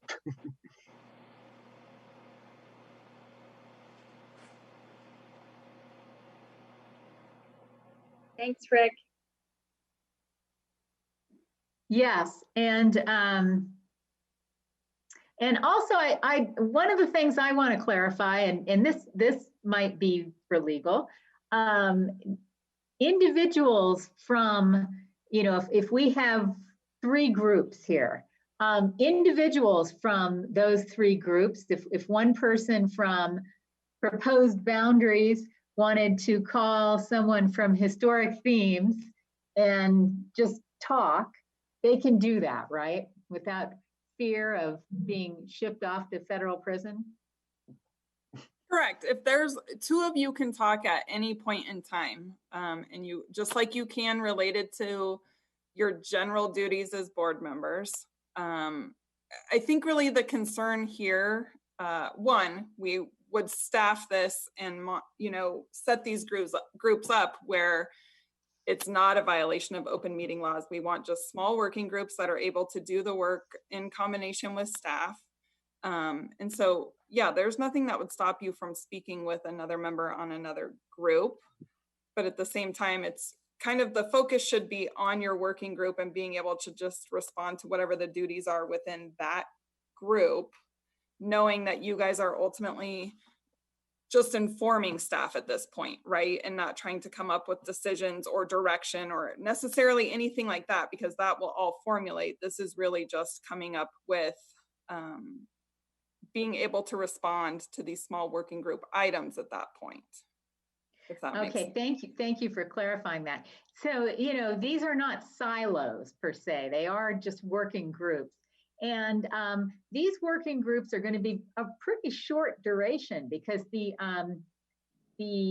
objectives of each of these 3 groups, it's not going to take us long to arrive at that. And then we can kind of reform into other working groups as the projects continue. So these are relatively short duration groups and projects. Yes, ideally. So, Andrea, would you like people to kind of throw in and say, hey, I'm interested in doing that? And, obviously we can think about it and contact Andrea, if we want to make some decisions about it. But if anybody wants to jump into it tonight, that'd be great, I guess. What do you think, Andrea? Yeah, Kim, however you would like to handle it, I'm fine. And I'm very prepared to get some working groups in place tonight. Okay, and Rick, for the record, you cannot be on every single group. Chris, you had your hand up. I was going to say, I mean, to me, it sounds logical that I should be on the survey group, but I'm willing to chip in wherever you guys need me. But I would say that's probably, given what I'm doing now, is probably the best place for me. And do you want to be the kind of, the chair in a 2-person group? No. No, I don't. But if I have to, I will. Okay. Well, I like to do the surveys too, because that is a whole lot of fun. That's the biggest job. Well, it's probably not the biggest job. In terms of buildings, it's probably about 85 buildings we have to look at. Okay. On here. But Okay. the historic themes is going to be the most difficult one, because that's writing it up. And what we want to do, I think, Andrea, is pick a couple legitimate themes, but we don't need to do a National Register dissertation for a local landmark district. And I agree. Keep the work to a minimum. Yeah. Probably another theme would be the relationship of the residential architecture to Main Street, because we talked about that in our character study with Alamo, and also actually Prince Street.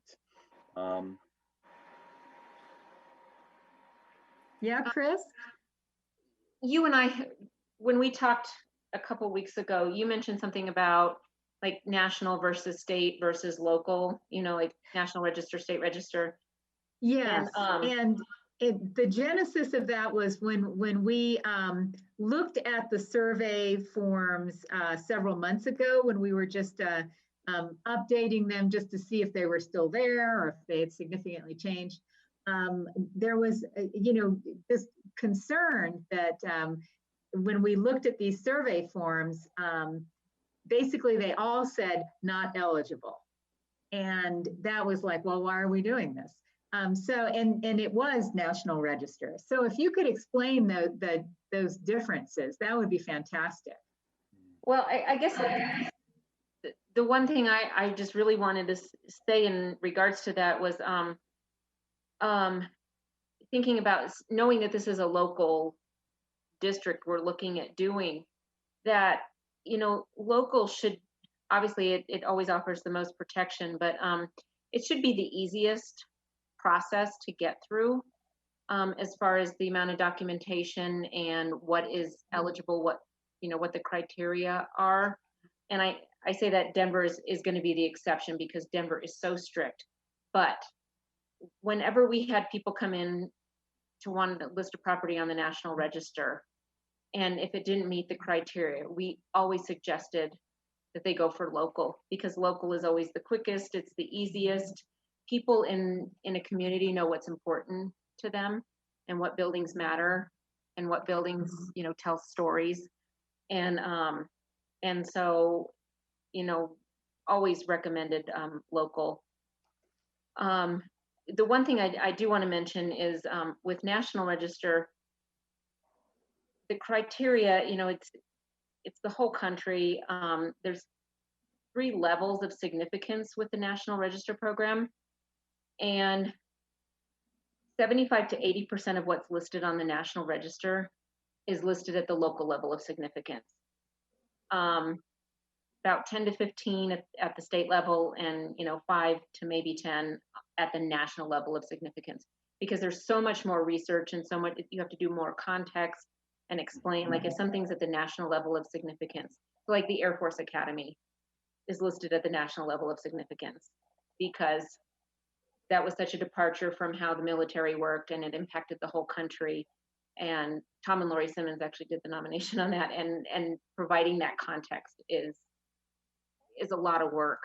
You know, state, you have to show how it relates to state. Local, you know, most buildings are going to be important to local communities. I think the difference between national, state, and local is the level of integrity. So you can definitely document that a property has significance, but it has to have integrity. So it has to have, you know, enough historic fabric. It has to be in its original location. It has to have, you know, setting. There's 7 different aspects, and it has to have the majority of those to be able to convey that. And a lot of times that's where buildings run into problems, is if they've been altered so much. And people could say, but the founder lived here, but it's been so altered, like, would they recognize it? And that's where local landmark comes in, where they can say it doesn't matter that it's so altered because this is our town founder's house, and it's important to our community, and we have to do what we can to preserve and protect it how it looks now.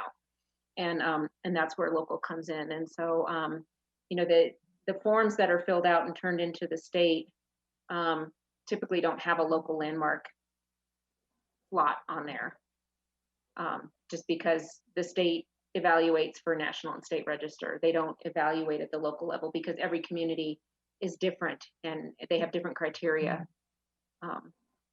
So I don't know if that explains that enough at this stage of the game. It's very helpful. Thank you very much. So for number 1, it looks like we have Chris and Rick, do you want to throw into that, or do you want to? Yeah, you sure. Can. Yeah, all right. I can, well, if anybody else has anything they really want to do, they can do it first, and I'll fill in the blanks. Okay, well, okay. That's fair because you like all of these.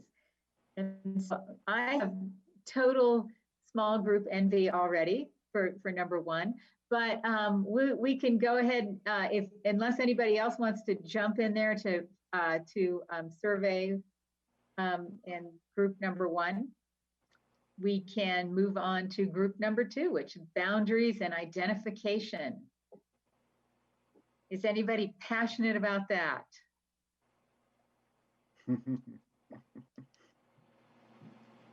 I've heard a lot of passion on that subject from Rick. So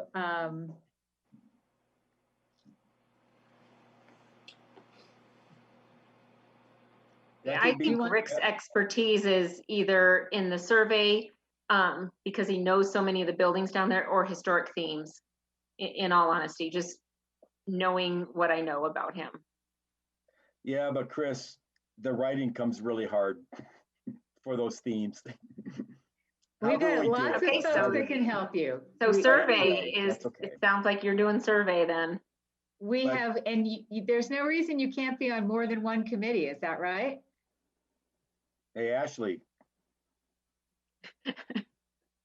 Ashley, you can be on Correct. more than one You can committee. be on more. You can be on more than one. I don't see an There issue. you go. Okay, so if we'll kind of leave boundaries, this might be something.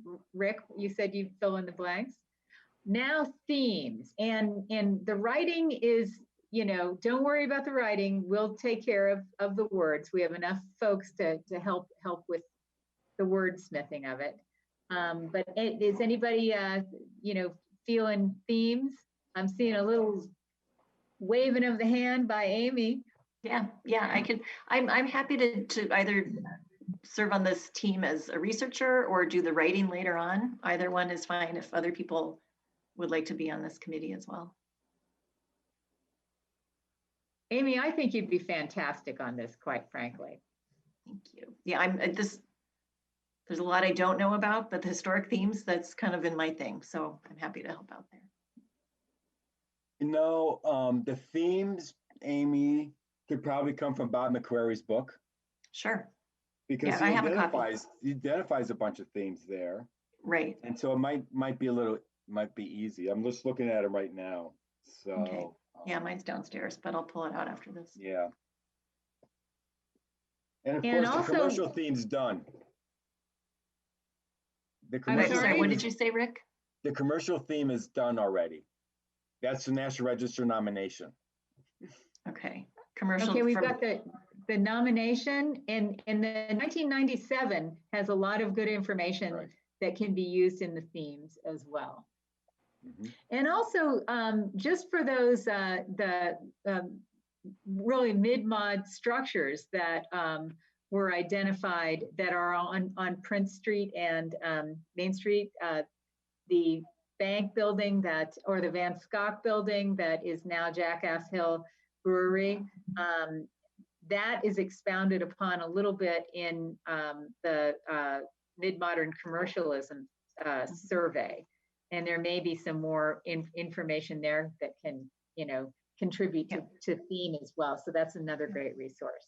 And the post office nomination, when I wrote that, I bridged the mid-century modern into the lobby because the addition was built in 1962. So the post office actually is the one building that represents the two different eras for downtown.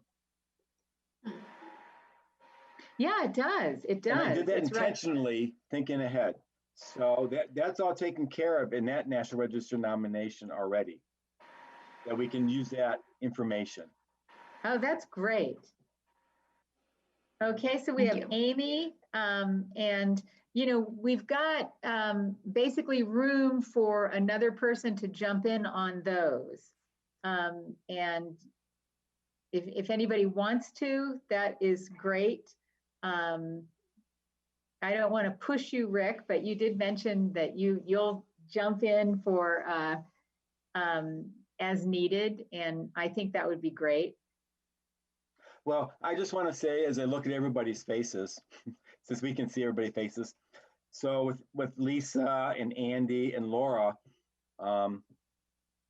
you gals have great comments and observations, and I think your role could be really to question, bring up issues that we can explore further. I certainly saw that happen with the character study that we did, and that's what's so nice about our board is we have a tremendous amount of expertise and observation to come together and put something really good for the public to see. So there's ways that everybody's going to be involved, whether you do the grunt work or not.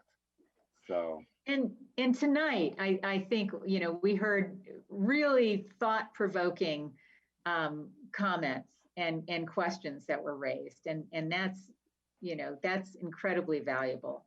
So why don't we just go ahead and Andrea, if you feel good about this, we'll take these. And if anybody wants to offer any information to Andrea going forward in the coming days, I mean, that would be fantastic. Okay. Maybe people need to sleep on it a little bit. Yeah. So let's see, that was the working groups.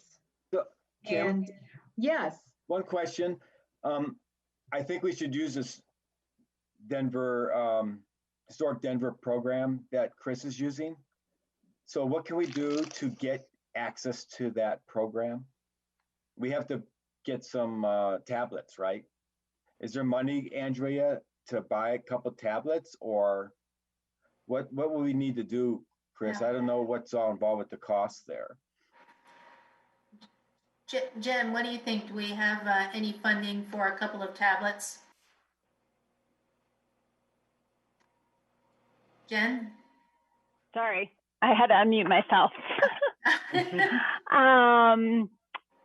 I know that we do have some funding, and I can even check with city clerk's office to see if they have funding that we could use toward that. Chris, is there any way you can like dig up like a cost estimate of those Samsung tablets, or do you have an idea what they are? I was told that the last batch they purchased, they were like 120 a piece. So I would need, yeah. They got them from Best Buy, but I can get some specific information from my boss. Maybe see if there's an invoice, a copy. Right, and it's not like each one of you would get one. I think we no, would, I was just we would probably just get two to start with. Yeah, if we could just get two, and then two of us could get out there and survey with it. Absolutely. Right, and so does it need to be a Samsung tablet, or would like a Surface work? That's a good question. I could ask my boss tomorrow when I talk to her. Okay, because I know the city has some Surfaces. Okay. Surfaces? And Chris, what's the storage costs for this? I am not on my work laptop, so I will have to dig that up because I just asked that question for Aurora. I'm trying to get them on board with this too because they have so much post-World War II stuff. But it's pretty minimal. Okay. Again, what what Denver's doing compared with what Littleton would be doing, especially starting out with this, should be pennies compared with what Denver's doing. And it's under $100, I can tell you that much. Okay. What I want to do is I'm going to see if Historic Littleton will buy one and the city can buy one, because Historic Littleton wants to do their own surveys, and it would be nice to have access to this tablet from Historic Littleton. I don't know if that would cause a problem with the city having Historic Littleton use a tablet for city business, but we could probably afford $120 out of that budget. How long would it take? That's a good idea. Yeah, how long would it take HLI? If HLI could move on it quickly, that might be reasonable. But for $120 to have to depend on HLI, maybe we're better off if we can do it by the city of Littleton and keep it in the city of Littleton for these survey purposes, because this is the kind of thing we can use in the future too. I mean, obviously, we've got a lot of historic resources to survey over time. So if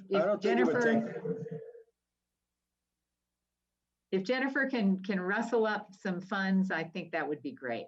So and yeah, Chris, let me see what I can do, and I'll talk to IT. But Chris, if you can find out if we can use Surfaces, that probably would help. They're way more expensive, but it's something we already have, to my knowledge. But I think if it is indeed only $120, we can scrape up the pennies somewhere. Okay. Well, yeah, Jennifer, I will check with her. Let me know, because Historic Littleton, I could go if they approve it, I could go buy it on Thursday, and they'd just write me a check. I mean, it would be that fast. I mean, it's easier when you're not a government entity to go buy stuff. All right, I will see what I can find out. I have survey in the morning, and then when I get back home, then I will shoot her a message and touch base with her about that and get you the information. That sounds great. Thank you so much. You're welcome. All right, so if we are ready to move on to our next agenda item, I think this is a wonderful example of what small working groups can do within the city. And that's the update on the Littleton Legacy List project. Lisa, can we say, take it away, Lisa? Sure. All right. Thank you. Thanks, Kim. I can't remember the last time that I updated you guys on this project. I think it might have been March or so. But essentially, if you remember, we had originally planned to go after a grant to complete kind of the first round of this Legacy List story map project that we've talked about, creating an interactive map where the public can learn more about these properties. And we kind of limited it to the properties that have already been surveyed and identified as potentially eligible for local landmarking, but have not been landmarked yet. So due to this little pandemic thing that's been going on, we weren't able to go after the grant. We weren't able to get the match funding, and it was just crazy timing with the application. So we went forward. Chris has been helping me move forward with the project, and what we've done is go through the 1997 survey, the 2001 survey, and the Littleton Boulevard survey. And what we've done is taken all of that information from all of those survey forms, we put it into a spreadsheet, and then we've been working with the City of Littleton GIS staff to create the story map. And so it came out to about, I think, 150 different properties.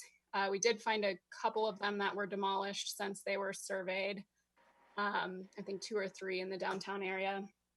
But now we are at a point to show you kind of an initial idea of what the map might look like. And just to help give some more guidance to Littleton GIS staff, Jackie, who I've been working with, who's been great. I just want to hear you guys' feedback, and I just want to show you how it works. So I guess I should have checked first that it will be okay for me to share my screen. I don't know, Littleton IT, if that's okay. I think it should be. Okay. I'm gonna try. Yeah, give it a try. Okay. It should work. Okay, wasn't sure. Can you guys see this legacy survey? Yes, see it. Okay. All right, so this is a GIS story map. This is a very bare bones one because we don't have any of the photos in yet. So a really big benefit of the story map and why you want to use it is because you can really display the photos really well and it looks really nice. So just imagine some really cool historic photos. Laura's been helping me do some of the research to find, or do all of the research to find the historic photos for these properties. So those will eventually, the museum is working on it, and eventually those will populate and it'll look really cool. And at that top part, that white band, you can include like featured properties or featured photos or anything like that. But the kind of bulk of it is this map. So if you go, it's a little small, I don't know if you guys can see it, but this is showing all of the properties that have been surveyed and identified as potentially eligible for local landmark. So if you click on one, it pops up with its name, its address, year of construction, the architect, and then we pulled the information from the survey directly.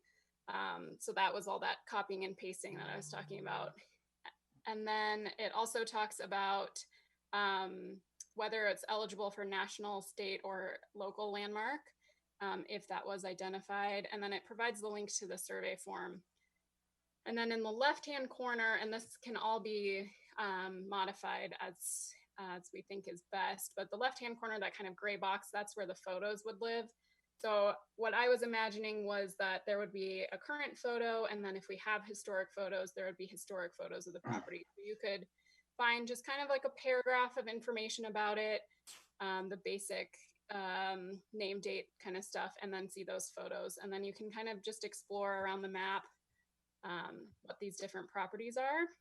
And there's definitely some cleaning up of the data that needs to be done. And but you can see just kind of how it would work. And then if you wanted to, you can also search, just go through the list over here on the left.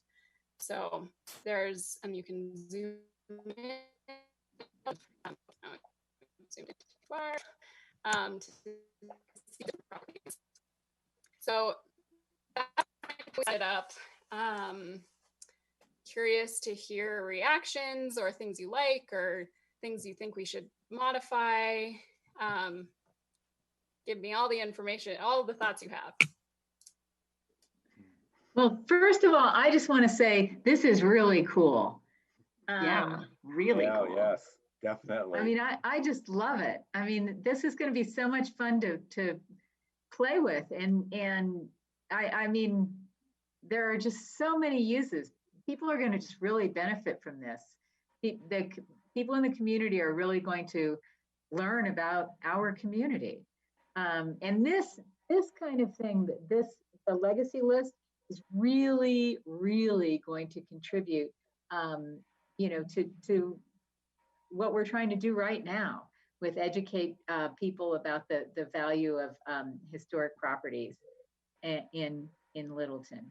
So I just, I'm kind of blown away here. This is really nice. Does anyone else have any comments? I think it looks fabulous, Lisa.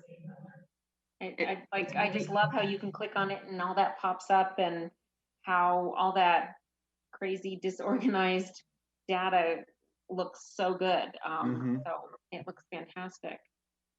Very cool. And the little historical bits in there are just fantastic. I mean, you could spend all afternoon with this. I mean, this is just unbelievably awesome. Yeah, so really nicely done. I think it helps to visualize like where those surveys were and how many significant resources there are. Lisa, you may have said this, but the different colors, do those refer to the different eras? It doesn't actually. It's just a random color. Oh, okay. I'm pretty sure. That would be cool.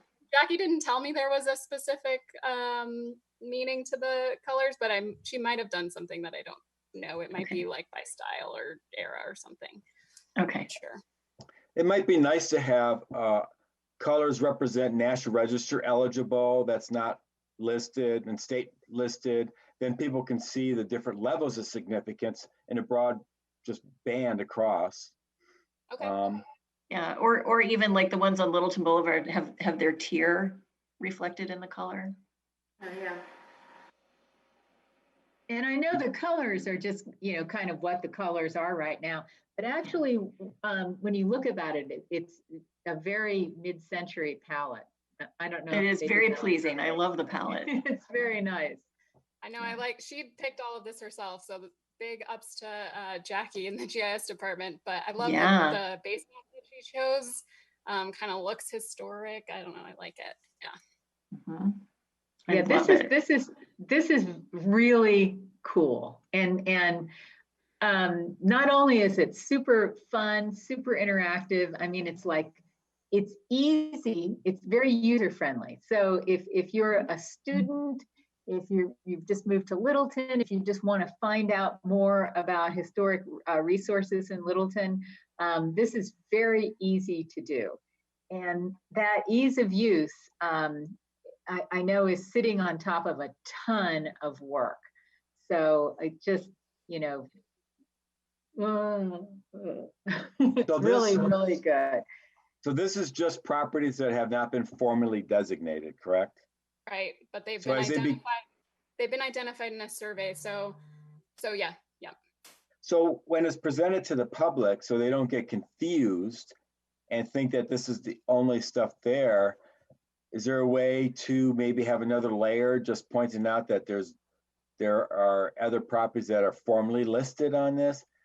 I mean, there's a layer for downtown, you mean? Yeah, I was just going to say, you don't even realize that the downtown district is there, Amy. Yeah. So Littleton already has a, I don't know if it's a story map or just a GIS online map, but they do have one of the historic districts and landmarks, which I think is relatively new to the website, and I hadn't seen it But maybe there's a way to kind of mash them up together. That would be super cool. Yeah. Or let them know. One of the things about the legacy list is that these are properties that people don't know that they can landmark, and that the city needs to know that they're important. So if someone comes in for a building permit or something, that they can flag it right away. So it's a management tool as well as an educational tool. They definitely go hand in hand for the whole community. I would assume that there'd be a simple list just for the staff to kind of go through by address and check out which buildings are on that list. So when people bring in building permits, they can look it up real quickly without going to this. Yeah, I assume there's probably like a flag system in the permits. One question I had was, there's several local landmark districts that have been identified, and I don't see them on here. Now, that doesn't necessarily bother me too much, because that starts raising the whole level of public awareness that we may not want to get into right now. But maybe there's a way to just define the districts with a boundary without identifying the properties in them, just so people know that these things kind of exist. Because some of the buildings do show up that would be in those districts. Right. Yeah, I think kind of the intent or the scope that we were trying to do with this first round is to just keep it like the bare minimum of the individual properties that have been identified in surveys, because if you look close enough, there's even some, this isn't the same list that was in the structures of merit. So there's some, like I know Laura pointed out, there's a couple that we talked about that aren't on here, but that's because they're not in the survey. So I think there's definitely a next step of this project, which is what else can we expand this to? Can it include districts that we've talked about, or can it include other properties, and how do we add new properties to this legacy project? But I think we just want to get kind of the bare minimum started so that we have something to build off of and kind of understand what this thing is. Well, this feeds into our outreach really well. And when Historic Littleton gets its new website built up, we can link all this together so even more people can have access to it. Yeah. Wherever this resides. I really see this as, a lot of historic preservation doesn't get a chance to be kind of a positive thing. So this could be more of like a look at this cool story about my house or my neighbor's house that I learned from this site. And it's really, I hope that there's some public outreach, whether that's on the Littleton report or something, some kind of awareness brought to this, the availability of this map so people can explore it. And one of the things that is a possibility for the future, especially when we get the cool little tablets that Jennifer is working on getting us, take one of our historic residential areas and go in and survey it, get the information, and because I'm thinking of specifically some streets and neighborhoods that have a plethora of beautiful mid-mod examples, and that can be populated into this as well, so that you can, as we survey neighborhoods, we've talked about Littleton's historic churches, to just populate this with data that we continue to collect, just with surveying over time. So this is, this is just an evergreen resource that can just grow and grow and grow for us. Yeah, exactly. And, you could, I could imagine overlays where, you would just say, I do want to see the historic churches of Littleton, and just call that up on the map. Or, I do want to understand, this area, it looks like a potential historic district. And so, yeah, this just has legs. It's wonderful.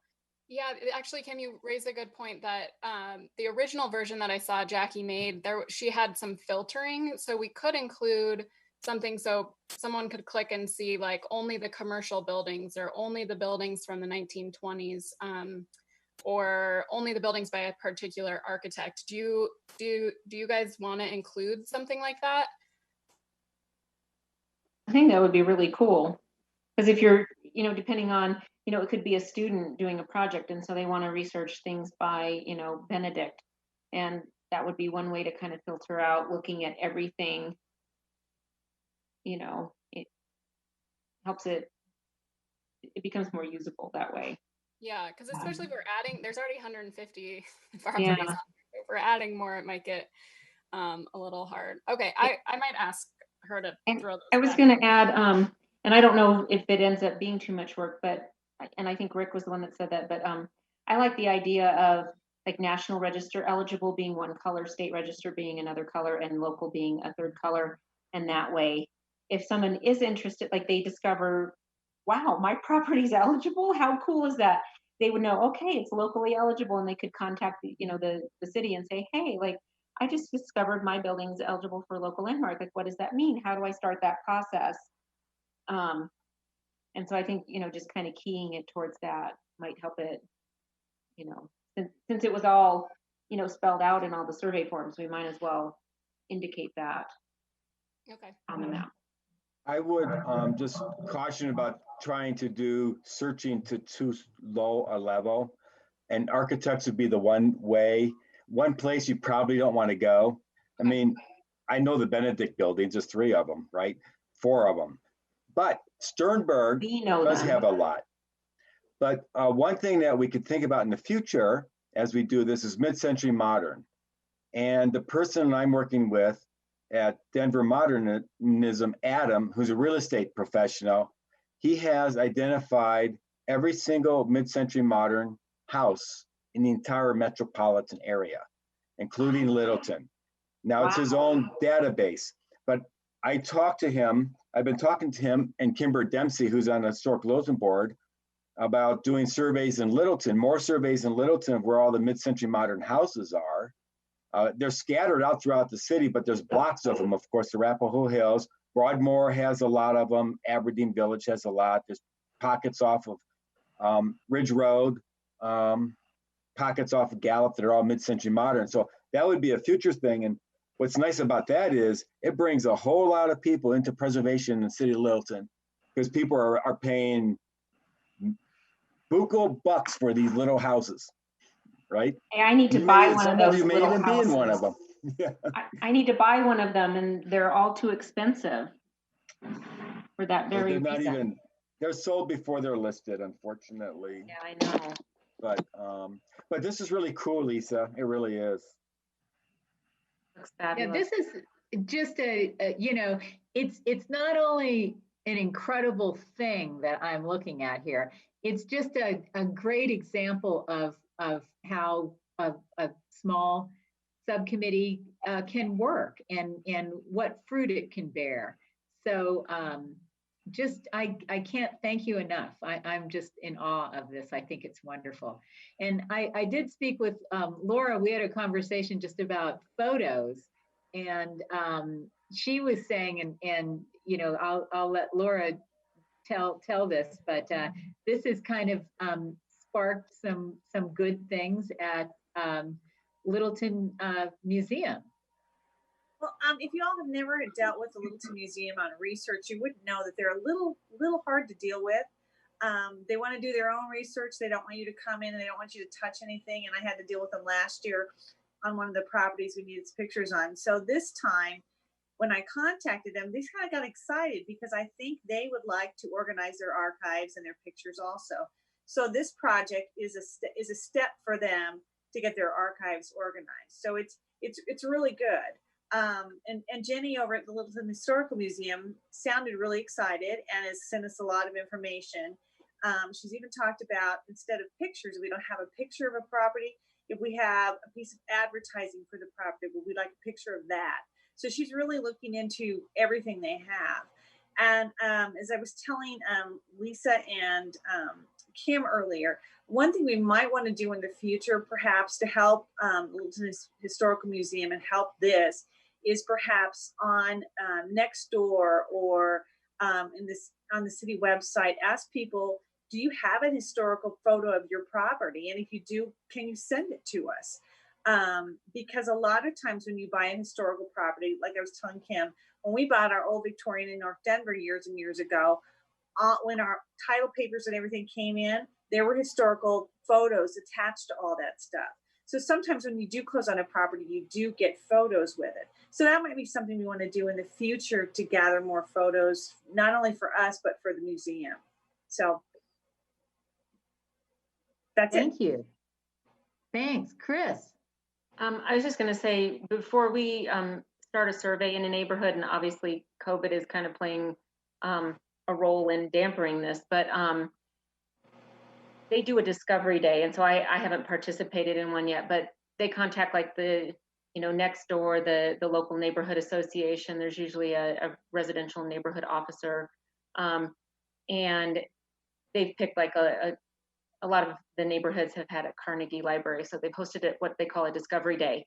And they invite people to come in and share if they've got pictures, stories, just any kind of information they have about the neighborhood, any important buildings, anything that they know about that distinct neighborhood that will help us as we start out on survey. And so, to be able to, scan historic photos,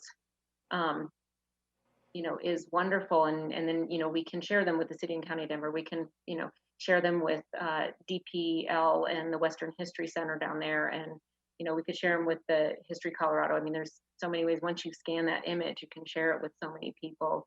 And so it is wonderful to have that opportunity to gather more of that information and then have it, with the museum. So I think that's a great idea, Laura. One thing we did learn from the Littleton Historical Museum was that the Littleton Independent, according to the museum, did throw away their whole archive of photos. So we don't know if that's true or not, or if somebody saved them, or if they're in somebody's garage. But according to the museum, LI did throw away their archive. So I was wondering, Rick, could you ask Sonia when you see her if she might know if there are any pictures that she might have from the Littleton Independent? Or she might know somebody who maybe have saved some of them. But like I said, according to the museum, they say their archivists threw all the pictures away years ago. Well, I know the owners as well of the Independent, but I'll just ask Sonia on Wednesday. Okay. I did send a note out. I sent a note out to the publisher of LI, but I didn't hear back from him. So after hearing what Jenny said at the museum, I'm thinking, well, perhaps he didn't need to call me back because they don't have any historical photos. But like Kim said earlier, maybe somebody took them home and put them in their garage. And if they did, Sonia would probably know where they are. So if you could ask her, that would be great. I'll ask her. It won't be the first time the Grissingers, who filmed everything in Littleton, threw all their photographs away, including my wedding pictures. I have a logistic question, Lisa. So this is for surveyed properties. So we may end up a little tablet tool and we can go out and do surveys, right? So, I mean, this is probably just an ordinance issue.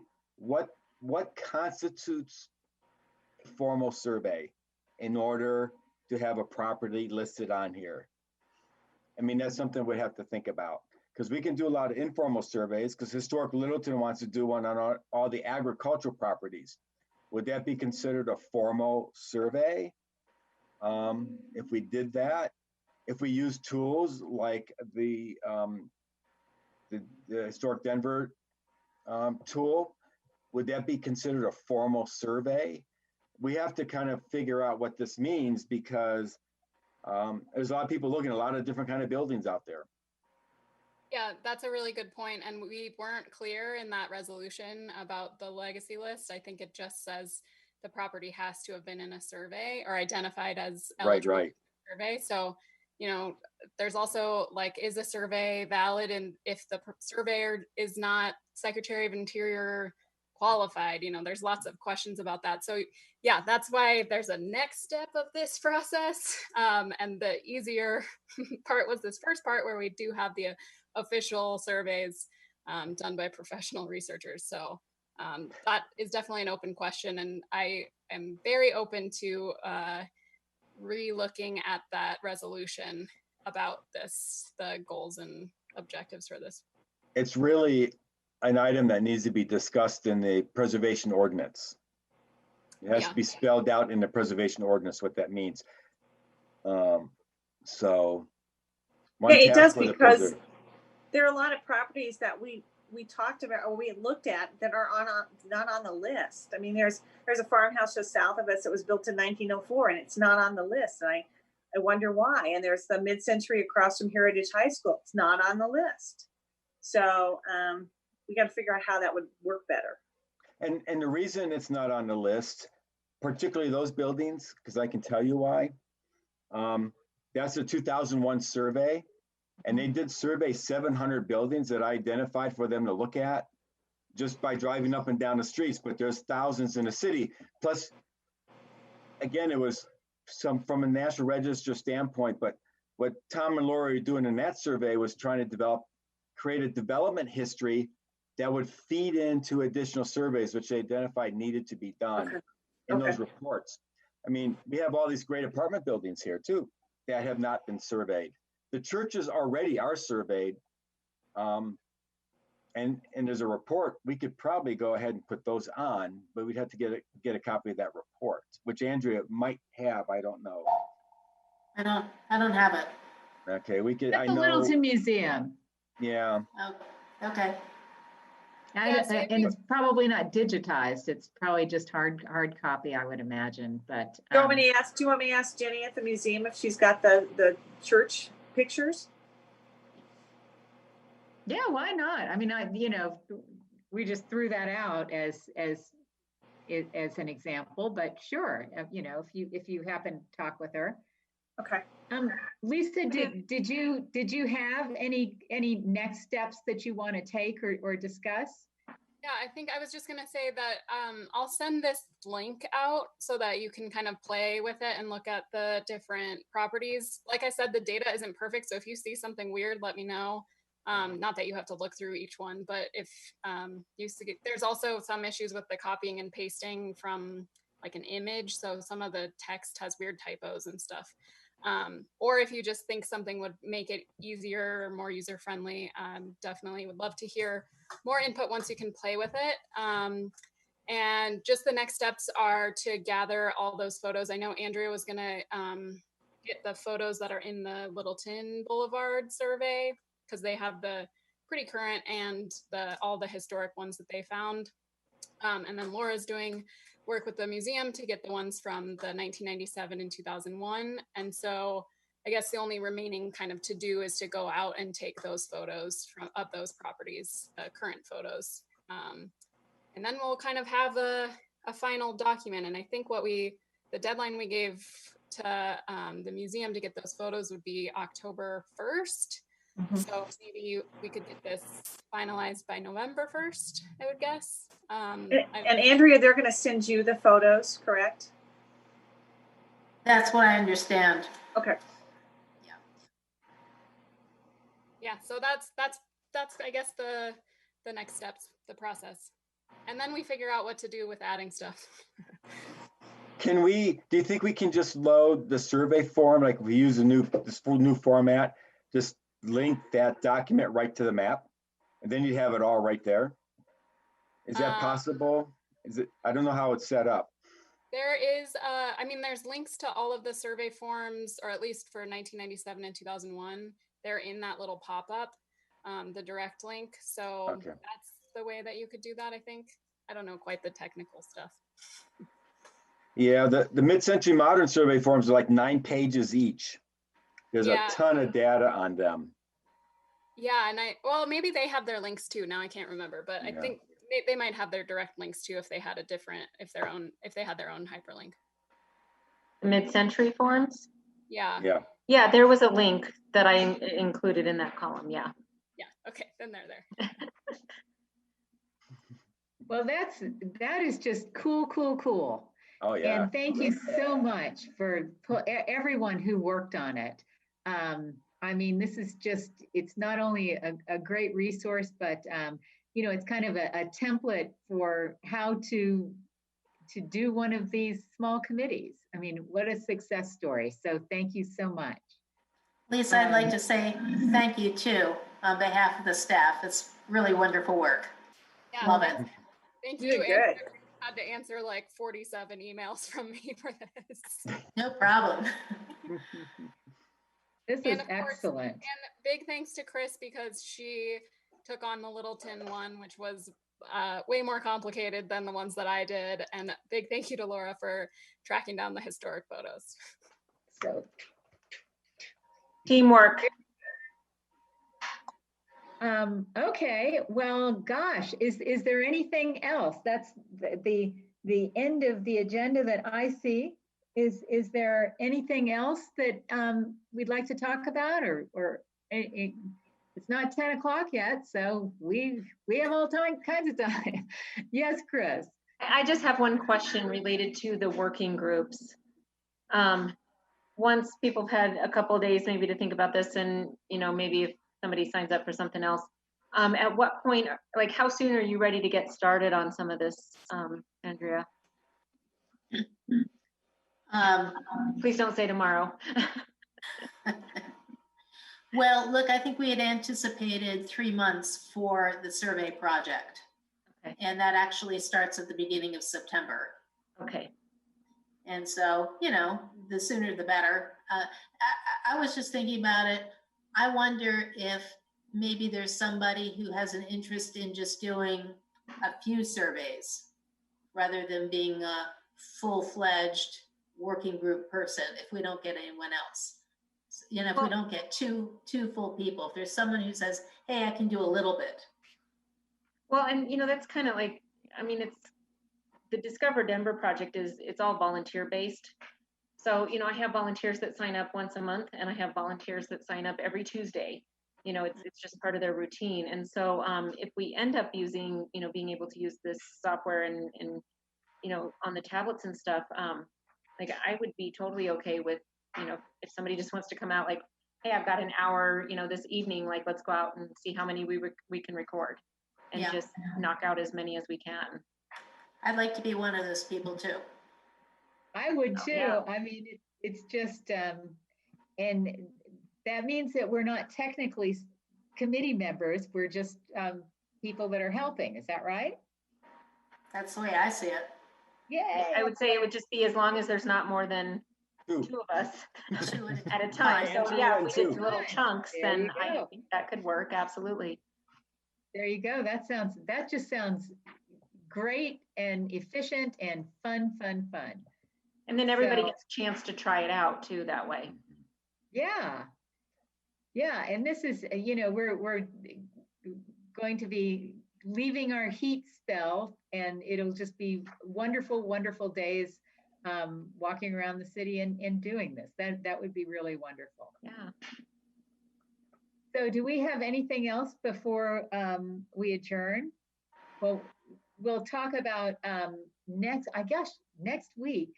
There is the public hearing for the UCLC second draft, or the final. I don't even know what it's called.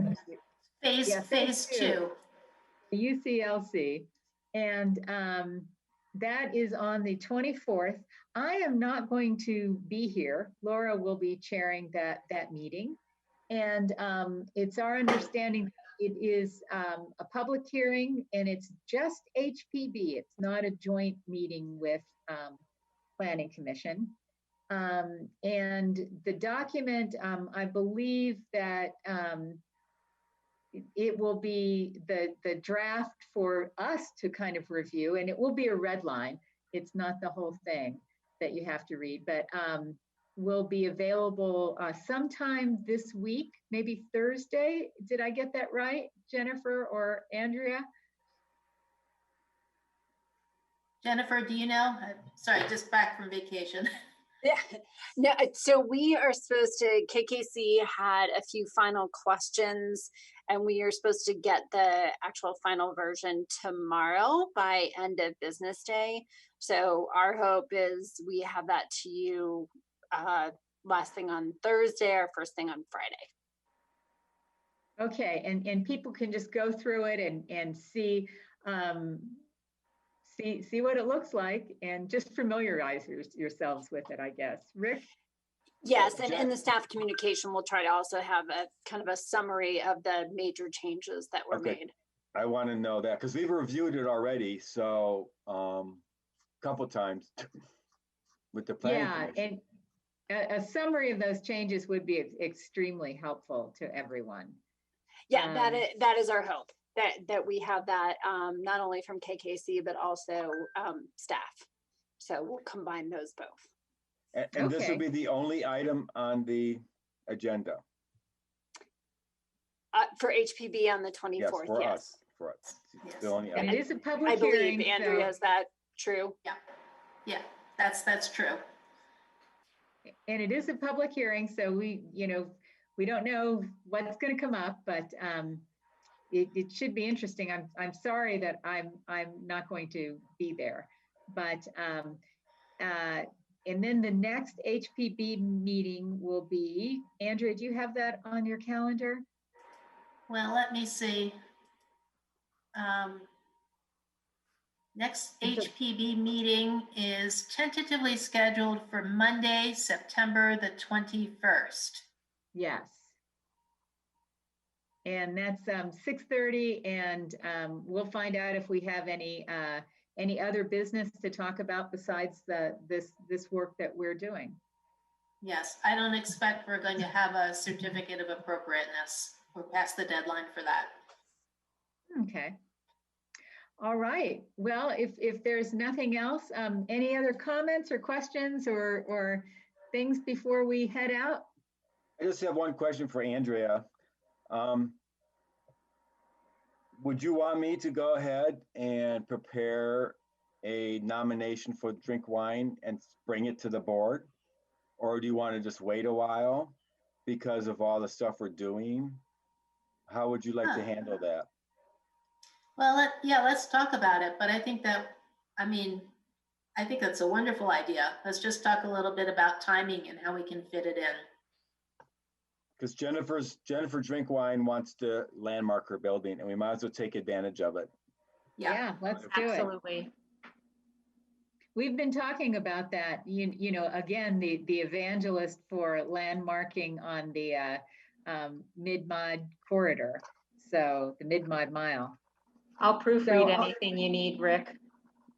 Okay, I won't be too hard. Andrew and I had talked a little bit about how do you deal with a nomination with the city forums when you already got all this data, and how much do you repeat online? And I saw that the form was online, which would make it really hard to fill it out. So we were talking about maybe having a streamlined cover sheet with the inventory just attached to it. Why repeat everything many times?